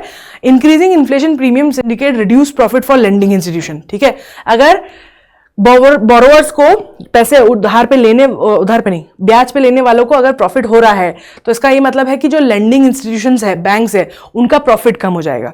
To counter this effects lender may opt to raise nominal interest rate. ठीक है, तो लेंडर्स क्या करेंगे? अपना इंटरेस्ट रेट बढ़ाने की कोशिश करेंगे सो दैट उनका प्रॉफिट हो सके। Now let's understand Phillips curve. Phillips curve is basically visual representation of the idea की इन्फ्लेशन और अनएम्प्लॉयमेंट के बीच में ना इनवर्स रिलेशनशिप होती है। मतलब कि अगर फॉर अ वाइल अगर इन्फ्लेशन बढ़ता है तो अनएम्प्लॉयमेंट जो है वो घटती है। ठीक है, हमने पहले भी बात करी थी कि क्योंकि इन्फ्लेशन बढ़ रहा है मींस चीजों के लिए लोग ज्यादा पैसे देने के लिए तैयार है, तो क्या होता है, जो प्रोड्यूसर्स हैं वो उसका सप्लाई बढ़ाने की कोशिश करेंगे, क्योंकि they want to sell more because they are going to get more profit, for that they are going to hire more people to work, so इसलिए अनएम्प्लॉयमेंट घटती है। लेकिन हमने ये देखा है कि लॉन्ग टर्म में ऐसा नहीं होता, इसीलिए ये जो कर्व है ये ऐसा फिलिप कर्व जो है ऐसा रहता है, क्योंकि शुरू में तो सडनली इंक्रीज होती है लेकिन देन फिर डिक्रीज होने लग जाती है। ठीक है, तो लॉन्ग टर्म में इसका फायदा नहीं होता है, शॉर्ट टर्म में होता है। वाइडली एम्ब्रेस्ड इन 1960s में कई सारे देशों ने क्या किया था, अपना इन्फ्लेशन बढ़ा दिया था ताकि कुछ समय के लिए अनएम्प्लॉयमेंट जो है वो कम हो जाए। पर लेकिन इसका मतलब क्या बोलते हैं ना कि 1970s में इकोनॉमिस्ट मिल्टन फ्रीडमैन ने कहा कि ये जो है ट्रेड ऑफ जो है इसका ये टेम्पररी है, सिर्फ कि आप अगर इन्फ्लेशन बढ़ाते हो तो उससे अनएम्प्लॉयमेंट कुछ ही टाइम के लिए कम होता है और it's not a trade off. He argued that once people anticipate higher inflation, they demand increased wages. अगर लोगों को लगता है कि इन्फ्लेशन और बढ़ने वाला है तो वो और ज्यादा हाई वेजेस डिमांड करते हैं और इसके कारण इन्फ्लेशन और बढ़ता जाता है। The natural rate of employment is the level occurring at full employment when the economy operates at the maximum potential. ठीक है, उनका कहना है कि अनएम्प्लॉयमेंट को एक नेचुरल रेट पर रखना चाहिए, मींस कि ये वो लेवल होता है जब इकोनॉमी अपनी फुल पोटेंशियल पे चल रही हो और कितने लोगों को वो एम्प्लॉय कर रही हो, तो हमेशा कुछ परसेंटेज होंगे जो अनएम्प्लॉयड रहेंगे। तो उनका कहना है कि हमें एक नेचुरल अनएम्प्लॉयमेंट रेट रखना चाहिए और उसको नेचुरल एम्प्लॉयमेंट रेट रखना चाहिए। अननेचुरल जब करने की कोशिश करी तो उससे क्या होता है, इन्फ्लेशन बढ़ता है, सिर्फ टेम्पररी हमको फायदा दिखता है। ठीक है, तो क्या करते हैं पॉलिटिशियंस कई बार इकोनॉमिस्ट को पुश करते हैं कि आप इन्फ्लेशन को हाई करिए ताकि अनएम्प्लॉयमेंट घटे, तो उनकी गवर्नमेंट अच्छी दिखेगी सामने से, बट उसका ट्रेड ऑफ अच्छा नहीं होता, मतलब लॉन्ग पीरियड में उसका फायदा नहीं होता है। फिर Nehru is non accelerating inflation rate of unemployment. ठीक है, ये वो इन्फ्लेशन रेट है जो मतलब एक्सेलरेट नहीं होता है, मतलब एक कांस्टेंट बोल सकते हैं कि कॉन्स्टेंटली इतना तो इन्फ्लेशन होता ही है, इतने इन्फ्लेशन पे इतना अनएम्प्लॉयमेंट तो होता ही है। ठीक है, नेहरू क्या जो ये है ये रिप्रेजेंट करता है कि इतना लेवल ऑफ अनएम्प्लॉयमेंट एक पर्टिकुलर स्टेबल इन्फ्लेशन में रहेगा ही। In other words, NAIRU is unemployment rate at which economy is considered to be at natural और पोटेंशियल आउटपुट लेवल। ठीक है, मतलब कि इस पर इकोनॉमी जो है अपनी फुल पोटेंशियल से काम कर रही है और जितना ज्यादा लोगों को एम्प्लॉयमेंट कर दे सकती है दे रही है। ठीक है, मैक्सिमम एम्प्लॉयमेंट जितना वो दे सकती है दे रही है। अब इसके बाद क्या होता है, अगर जो आपका अनएम्प्लॉयमेंट एक्चुअल अनएम्प्लॉयमेंट रेट है वो अगर नेहरू से क्या बोलते हैं, if it is below NAIRU means there is upward pressure, means it will accelerate inflation. अगर आपका अनएम्प्लॉयमेंट कम है, दैट मींस एक्चुअल नेहरू से कम है, तो उसमें मींस ये अपवर्ड प्रेशर है, that means it will lead to increase in inflation. whereas if your actual unemployment rate is above Nehru, so then there may be downward pressure on wages and prices, potentially causing deflationary pressures।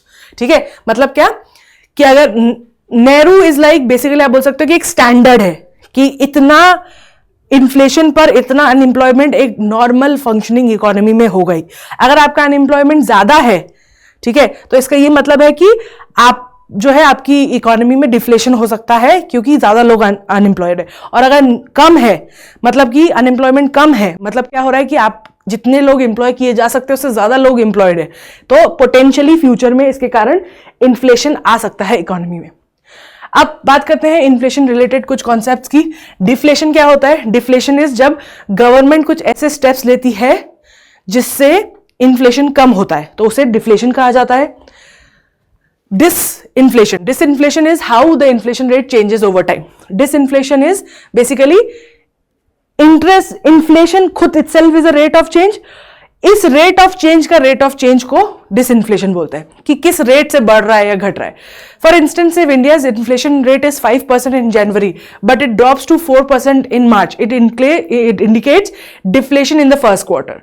ठीक है, कि पहले 5% से inflation हो रहा था, अब घट के 4% से इन्फ्लेशन हो रहा है। तो ऑल्दो इन्फ्लेशन अभी भी हो रहा है लेकिन कम हो रहा है, तो इसे डिसइन्फ्लेशन कहा जाता है। ठीक है, during disinflation the inflation rate decreases moving towards zero but it never becomes negative.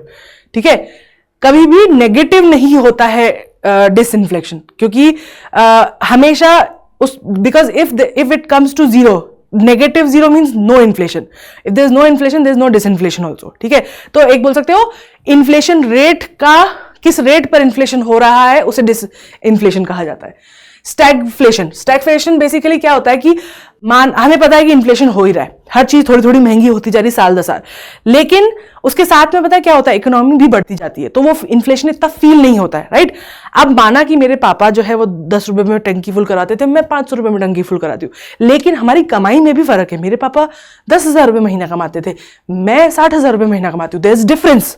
Right, सो अगर मान लो कि उनके और मेरे कमाई में चेंज ना आए पर हम प्राइस चीजों का बढ़ता जाए, तो फिर क्या होगा? Then I will not be able to afford anything. तो that's stagflation. Basically stagflation is जब कि इन्फ्लेशन तो हो रहा है लेकिन इकोनॉमिक ग्रोथ नहीं हो रही है, तो लोगों की कमाई नहीं बढ़ रही है लेकिन पैसों का पावर, परचेजिंग पावर कम होता जा रहा है, चीजें महंगी होती जा रही है, तो अब उसी पैसों में आप और कम चीजें खरीद पाओगे, तो लोग गरीब होते जाते हैं। ना reflation is basically government intentionally जब ऐसी कंडीशन बनाती है जिससे कि अनएम्प्लॉयमेंट डिक्रीज हो और बूस्ट मतलब ग्रोथ की डिमांड हो, तो उसे रिफ्लेशन कहा जाता है। इट्स बेसिकली जब गवर्नमेंट टैक्स कट्स करती है, एक्सपेंडिचर इंक्रीज करती है, टैक्स कट करती है, इंटरेस्ट रेट रिड्यूस करती है और करेंसी ज्यादा प्रिंट करती है, तो बेसिकली क्या करने की कोशिश कर रही है? वो इन्फ्लेशन को कंट्रोल करने की कोशिश कर रही है, और this is known as reflation. Now skewflation is basically opposite of stagflation. ठीक है, स्क्यूफ्लेशन बेसिकली मींस कि कुछ कमोडिटीज में इन्फ्लेशन हो रहा होता है, कुछ कमोडिटीज में डिफ्लेशन हो रहा होता है। ठीक है, मतलब कि अगर आप पूरे इकोनॉमी को देखो तो शायद आपको लगे कि इन्फ्लेशन नॉर्मल हो रहा है, लेकिन या एक स्टैंडर्ड इन्फ्लेशन हो रहा है नॉर्मल वाला, लेकिन क्या हो रहा है, कुछ चीजों के ऊपर बहुत इन्फ्लेशन हो रहा है और कुछ चीजों के ऊपर डिफ्लेशन हो रहा है। मतलब कि लोगों की कमाई घटती जा रही है लेकिन उनके एसेट्स की वैल्यू बढ़ती जा रही है। ठीक है, इसमें क्या हो रहा है कि एक तरफ से अगर आप देखोगे तो ऐसा लगेगा कि इन्फ्लेशन हो रहा है, एक तरफ से देखोगे तो ऐसा लग रहा है कि डिफ्लेशन हो रहा है। ठीक है, तो स्टैगफ्लेशन में क्या होता है, कंसिस्टेंट इन्फ्लेशन होता है लेकिन इकोनॉमी नहीं बढ़ रही है। ये उसका अपोजिट है इन दैट टर्म्स दैट कि cost of living represented by inflation तो इंक्रीज हो रही है लेकिन असेट्स की प्राइस जो है वो डिक्रीज हो रही है और एक डुअल ट्रेंड देखा जा रहा है। That's all for today. We are going to continue from this point in the next class and will understand कि जो ये डिफरेंट तरीके होते हैं जिससे कि इन्फ्लेशन गवर्नमेंट कंट्रोल करती है, इनका रियल लाइफ में क्या इम्पैक्ट होता है, उसको हम नेक्स्ट क्लास में कंटिन्यू करेंगे। Thank you so much for listening. I hope you learn this something nice from this class. If you have any question related to this topic, you can comment and I will answer them in the next class. Thank you for listening. Have a nice day. Bye.